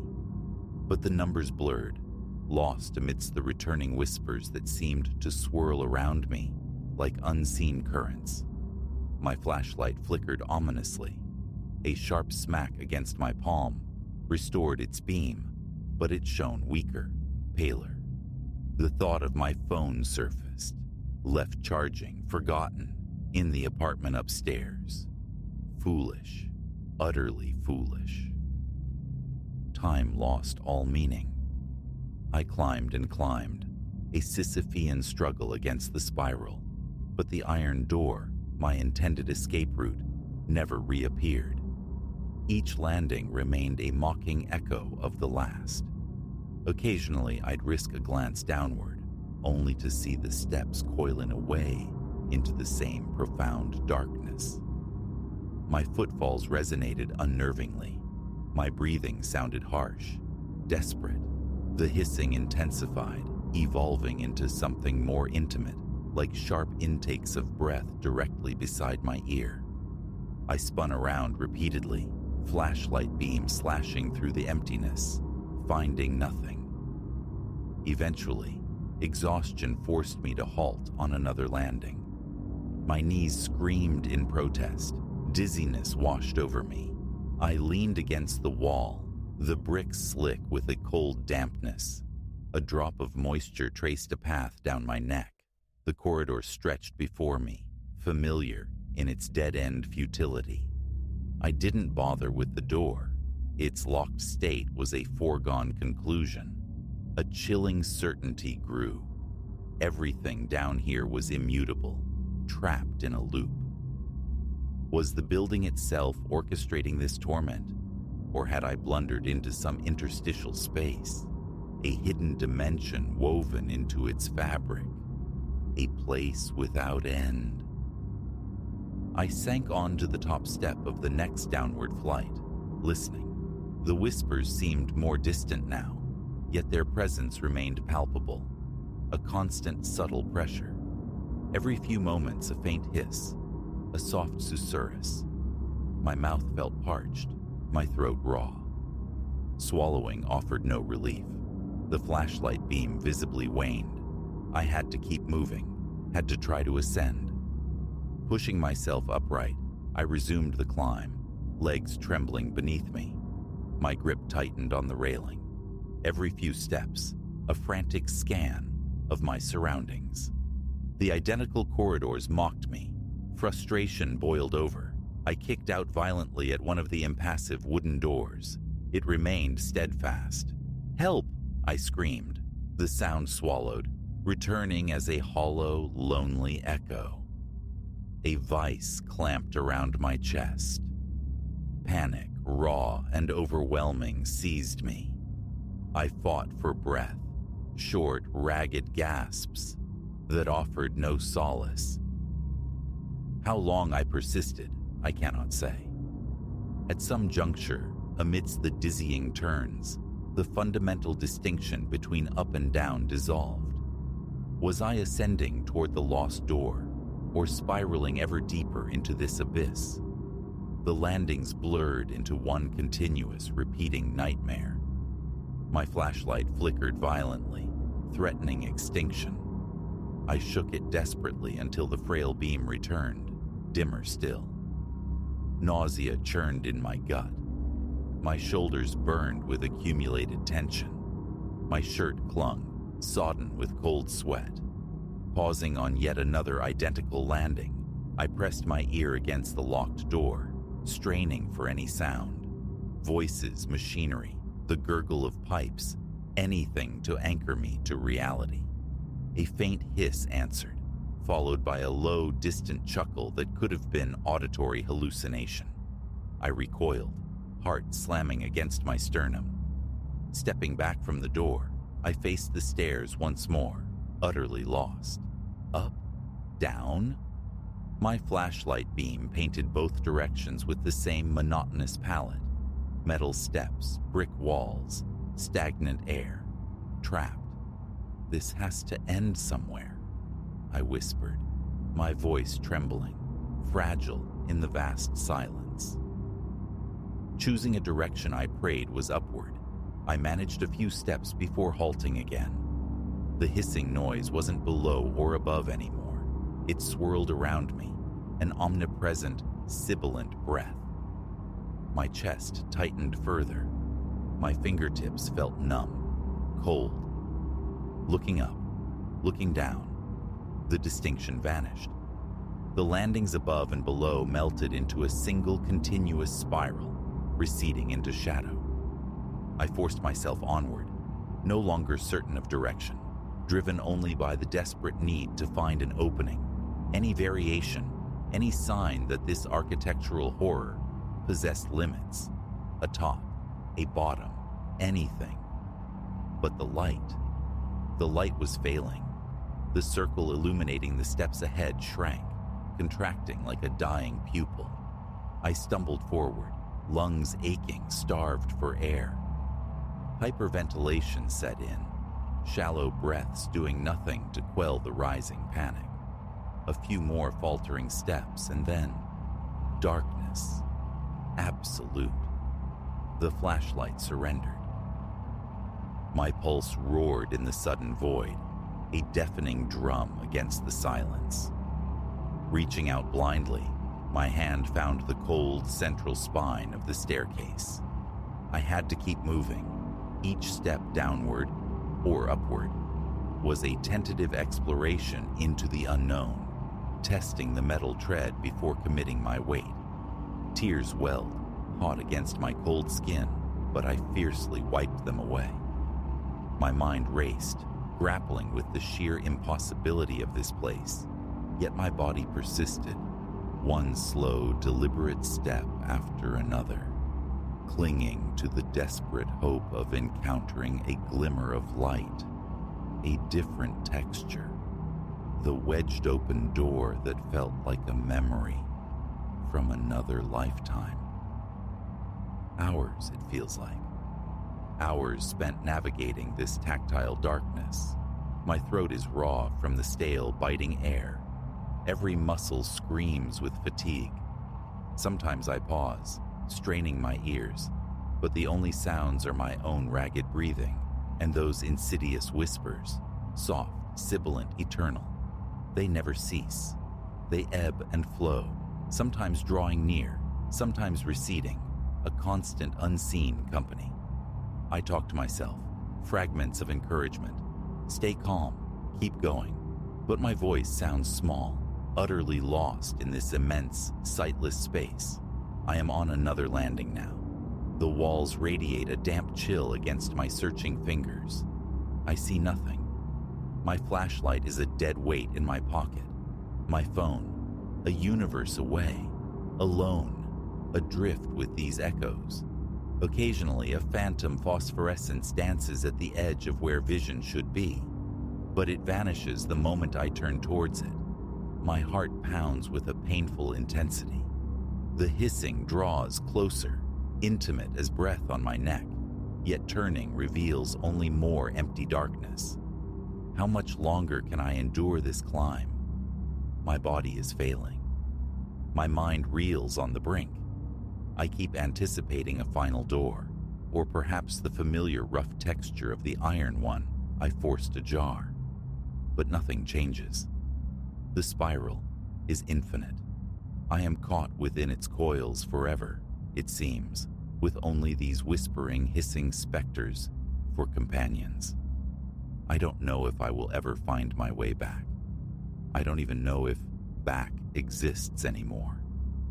All that remains is to climb, or perhaps descend, and hope that somewhere, somehow, beyond the next turn, lies the rusted threshold leading out of this suffocating nightmare. Until then, there is only the dark, the steps, and the ceaseless hiss of whatever dwells within these endless stairs.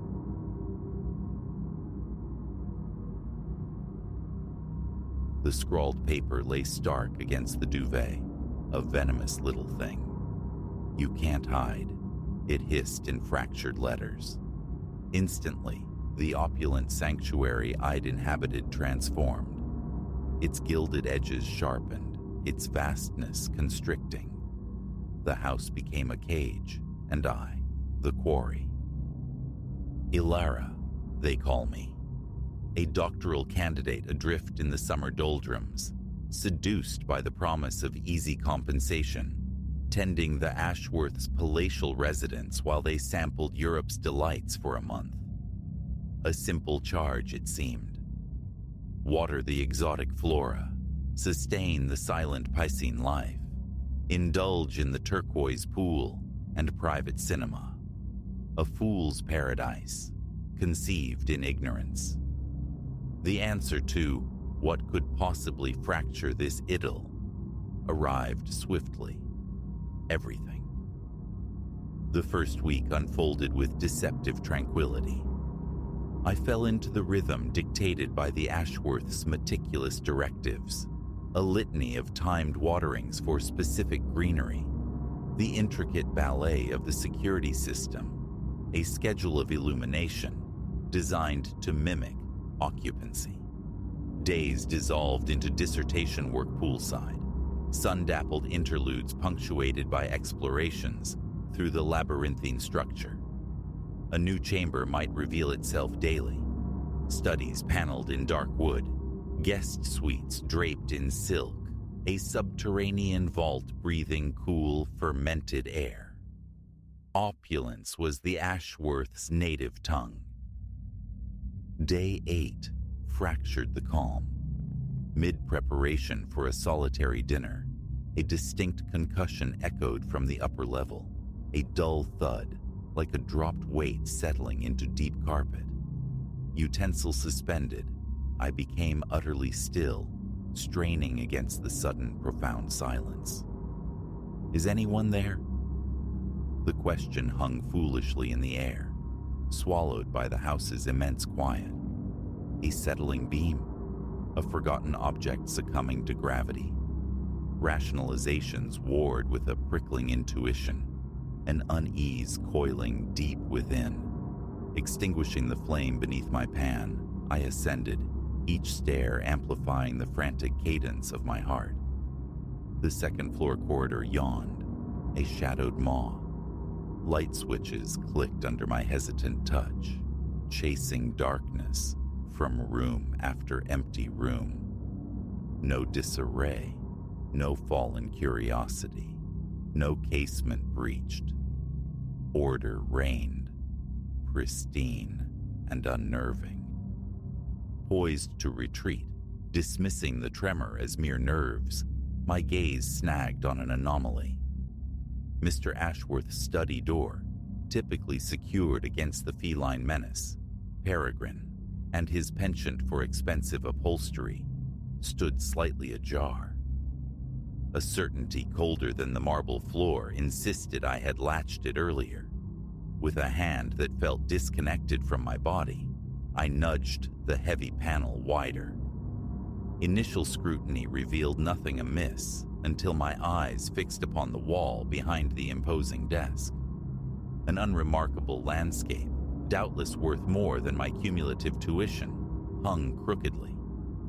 Drawn by an invisible current, instinct screaming retreat, I moved closer. Tremulous fingers adjusted the frame. Beneath, where smooth plaster should have met my touch, a subtle indentation resided. Behind the canvas, a rectangle of shadow betrayed a hidden recess. A vault, naturally.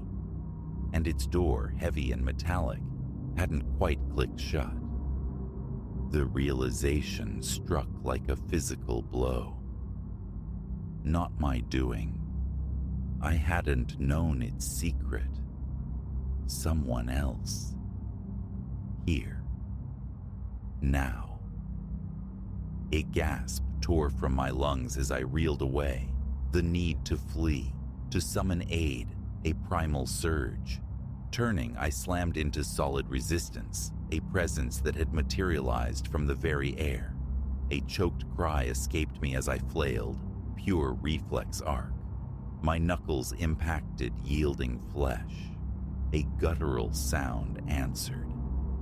Adrenaline detonated within me. I thrust violently, bypassing the obstructing form, and launched myself towards the stairs. Freedom seemed attainable halfway down the sweeping staircase, when fingers like vices clamped around my ankle. Momentum became my enemy. I crashed downwards, chin striking unyielding wood. A sharp, metallic tang filled my mouth as constellations burst behind my eyes. Going somewhere? The voice, male, rough-edged, utterly alien, scraped against the silence. I kicked backward, a desperate thrashing motion, feeling the satisfying thud of impact. The grip slackened, scrabbling upright, equilibrium a precarious notion. I lunged for the main entrance, fingers clumsy on the complex locks. Just as the heavy door yielded, a crushing force struck my back, propelling us both through the opening and onto the cold flagstones of the veranda. We wrestled on the expensive stone, a chaotic tangle, my movements born of sheer terror, his practiced and predatory. He possessed superior mass, undeniable strength, yet my ferocity seemed unexpected, disrupting his control. Twisting, I drove an elbow hard into his diaphragm. The sharp expulsion of his breath was my cue. Wrenching free, I fled into the twilight, deepening across the Ashworths' meticulously sculpted domain. The manicured hedges and serpentine paths, once symbols of order, now formed a Cimmerian labyrinth. I ran without direction, propelled solely by the need for distance, the drumming of his pursuing feet on the gravel, a terrifying counterpoint to my own ragged breathing. Closer, ever closer. Desperation forced me from the walkway. I plunged through fragrant, resisting blossoms into a thick copse of ornamental trees, their limbs lashing like angry spirits. The relentless footfalls eventually faded, consumed by the rustling leaves and my own gasping breaths. I dared to slacken my pace, drawing air in painful, searing drafts. A symphony of aches resonated through my frame. Sticky warmth traced paths from unseen lacerations on my arms, my face. Lost, somewhere within the arboreal fringe of the estate, phoneless, the device charging obliviously back in the kitchen's sterile calm. Disoriented, adrift, and hunted. Clarity surfaced through the panic. A strategy was essential. Help. The nearest adjacent property lay a daunting quarter-mile distant. Could I reach it? A sharp crack, a breaking twig nearby sent ice through my veins. Motion ceased, breath held captive. I know you're still close. The voice drifted through the trees, unnervingly proximate. This resistance is futile. Silence stretched. Then, you glimpsed something forbidden, understandable. But this can be resolved. Show yourself. Let's discuss it. A hollow promise, the oldest lie in the Predator's playbook. I knew precisely how such discussions concluded. With infinite caution, I eased away from the sound, each footfall a deliberate negotiation with the treacherous forest floor. 20 paces gained, perhaps, when my sneaker met not yielding earth but smooth, cold metal. Lowering my gaze revealed an unexpected boon. A circular access panel for the estate's irrigation network. Adjacent, tucked into a weathered utility box, resided a service telephone, lifeline for the groundskeepers. Fingers numb with adrenaline fumbled with the latch. Function, I prayed, lifting the receiver. Just function. A steady, glorious dial tone hummed against my ear, nearly undoing me with relief. Punching the emergency digits felt surreal, my gaze ceaselessly sweeping the encroaching gloom. A calm, professional voice responded. In frantic whispers, I relayed my plight, the location. Units are en route, the voice assured. Remain connected if possible. Before words of assent could form, a hand descended, smothering my mouth, stifling my breath. The receiver was violently wrenched from my grasp. I heard the distinct crack as it met unforgiving bark. Resourceful, the man breathed, hot and menacing against my ear. Ultimately insufficient. My elbow shot backward, connecting solidly with his ribs. He grunted, grip tightening. I erupted into motion, a whirlwind of desperate limbs kicking, scratching, tearing. We tumbled together, a chaotic vortex of violence on the leaf litter. Somehow, the struggle resolved with me astride him. Blind instinct took over. My hand closed around a jagged stone. I raised it, brought it down with all my remaining force against his temple. His body went slack beneath me. A terrifying stillness descended. Dead? No. The shallow rise and fall of his chest. Unconscious. Shaking uncontrollably, I pushed myself away just as the distant wail of sirens pierced the night air. They were coming. It was over. Against all odds, I had endured.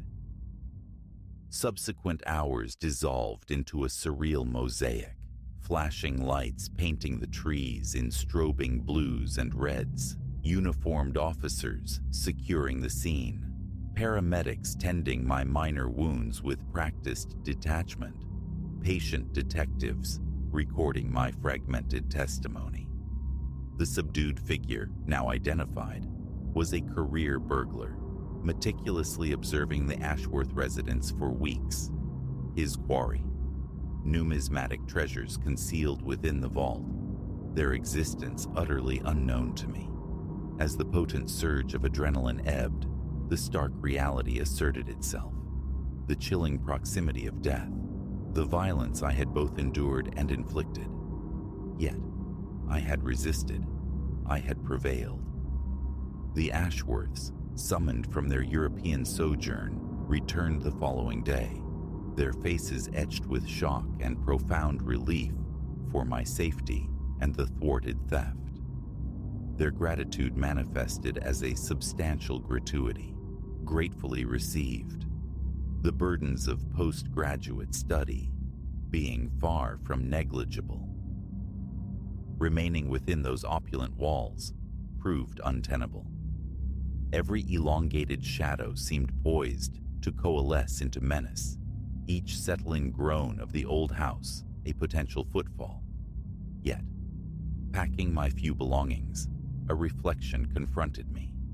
The abrasions and contusions were stark, yes, but beneath them resided something novel, an unfamiliar hardness in my gaze, the quiet resonance of resilience forged in terror. I had stared into the abyss and refused to blink. Life's future ambushes, whatever form they took, seemed suddenly less insurmountable. Driving away from the Ashworth estate for the final time, a complex tide of feeling washed over me. Profound relief mingled with the phantom chill of fear, yet underscored by an undeniable thrum of pride. A scholar, thrust into primal conflict, had emerged victorious. Perhaps house-sitting held little future appeal, but enrollment in self-protection courses and diligent research into apartment security systems now seemed prudent investments. For the encounter had imparted one indelible lesson. The potential for existential threat lurks unseen, and readiness is the only reliable shield.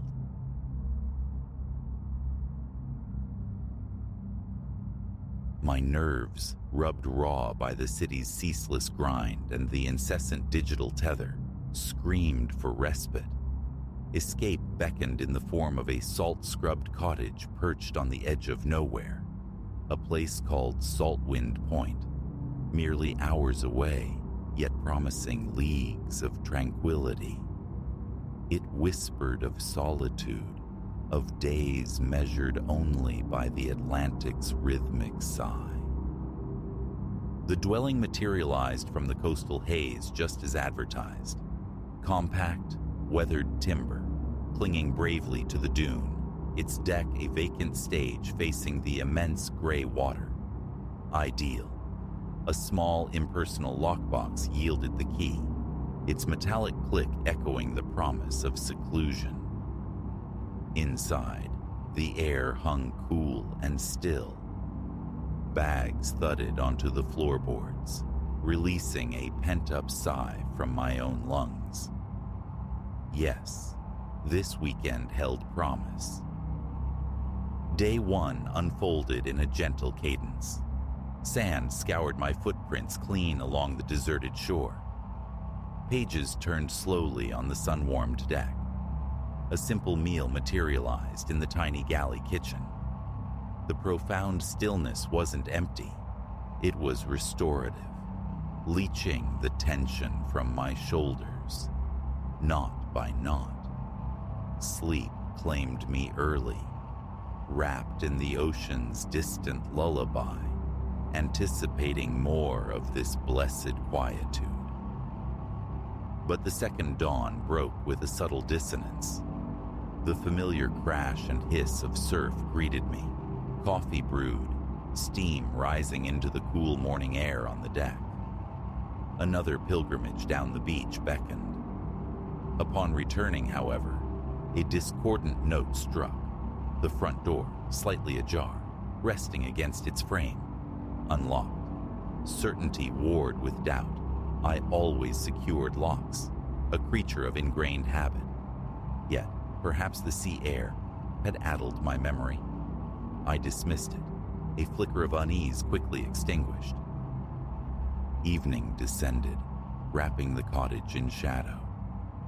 Post-dinner, cocooned on the sofa, a film flickered on the screen, yet the silence pressed in, amplifying the house's natural groans into something watchful, a prickling sensation. The feeling of subtle displacement haunted the periphery. Paranoia, I chided myself, a city affliction slow to fade. Later, entering the bedroom, I froze. The duvet, usually abandoned in a heap at the bed's foot from my restless sleep, now lay smoothed, precisely folded into a neat rectangle. A minor alteration, insignificant, yet utterly wrong.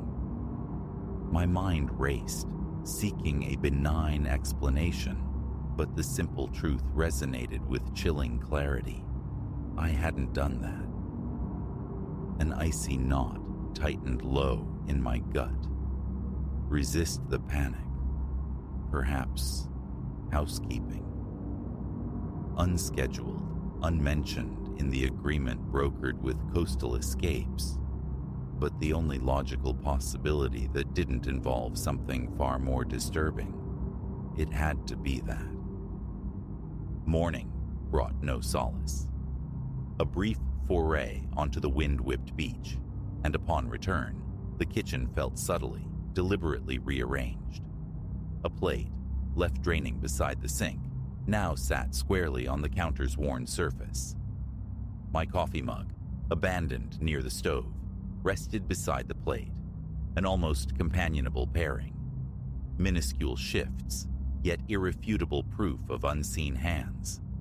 My pulse hammered against my ribs. A frantic tour of the small house confirmed every window latched, every door bolted tight.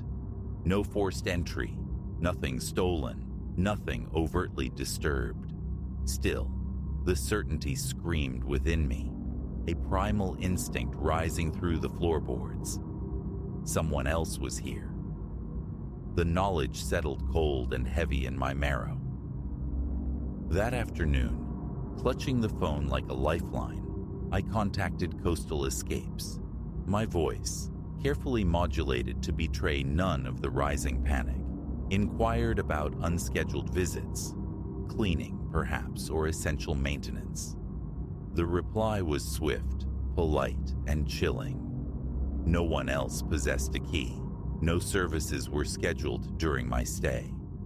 I was utterly alone in their records, the sole tenant of this isolated patch of coast. The receiver clicked back into its cradle, severing the last thread of rational explanation.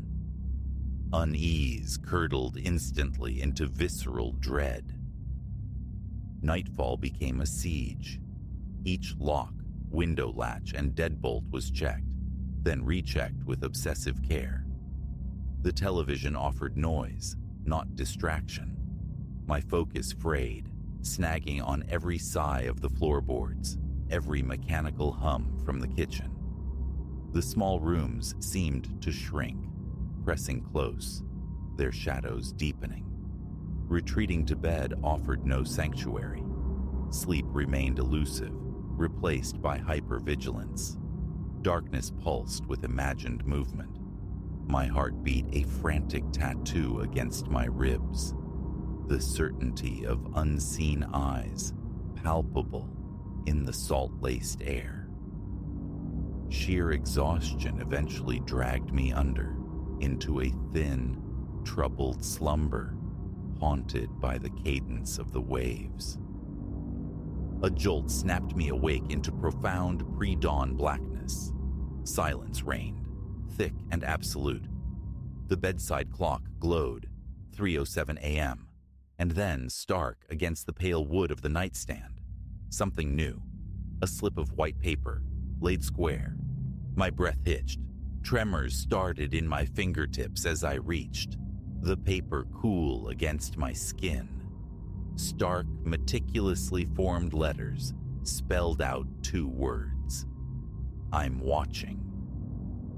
Ice flooded my veins. Bolting upright, eyes frantically piercing the gloom, I sucked in shallow, ragged breaths. My phone felt alien in my trembling grasp, the screen blurring as I fumbled with the lock, punching in the emergency digits. But before the final tap connected me to the outside world, a sound from the hallway beyond the closed door, the faintest creak of floorboards settling under weight. Motion ceased, phone clutched tight, every muscle rigid. I became pure listening, suspended in terror. The silence that followed was absolute, suffocating, a heavy blanket smothering all sound, all thought.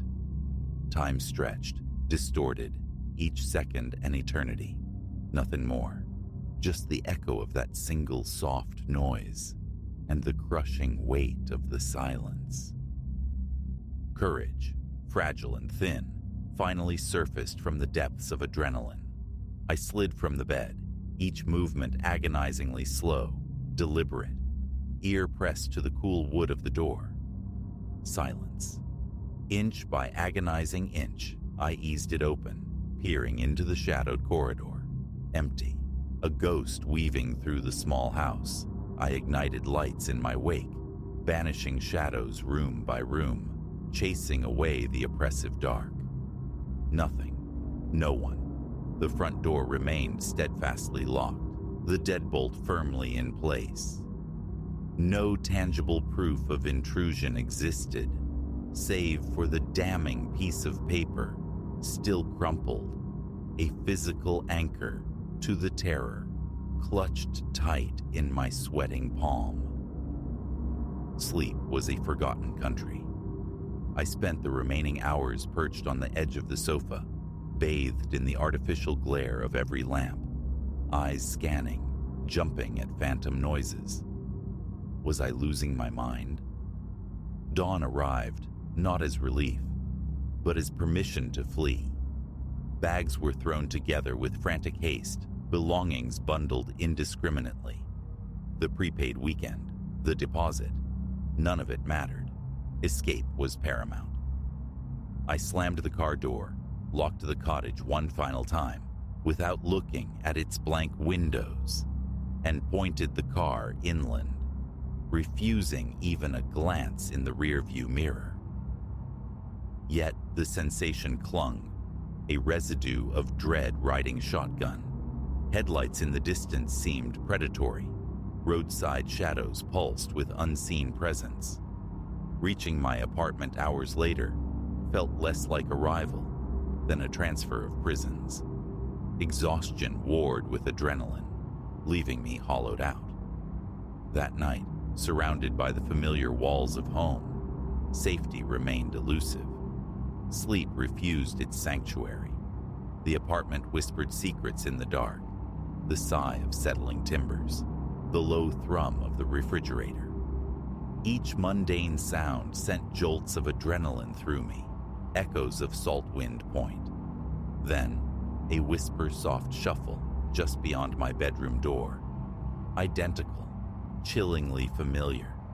I sat bolt upright in the darkness, heart hammering against my ribs, ears straining against the profound silence that followed. Nothing moved, nothing breathed, but the certainty returned, cold and absolute, settling deep within my bones. I was not alone.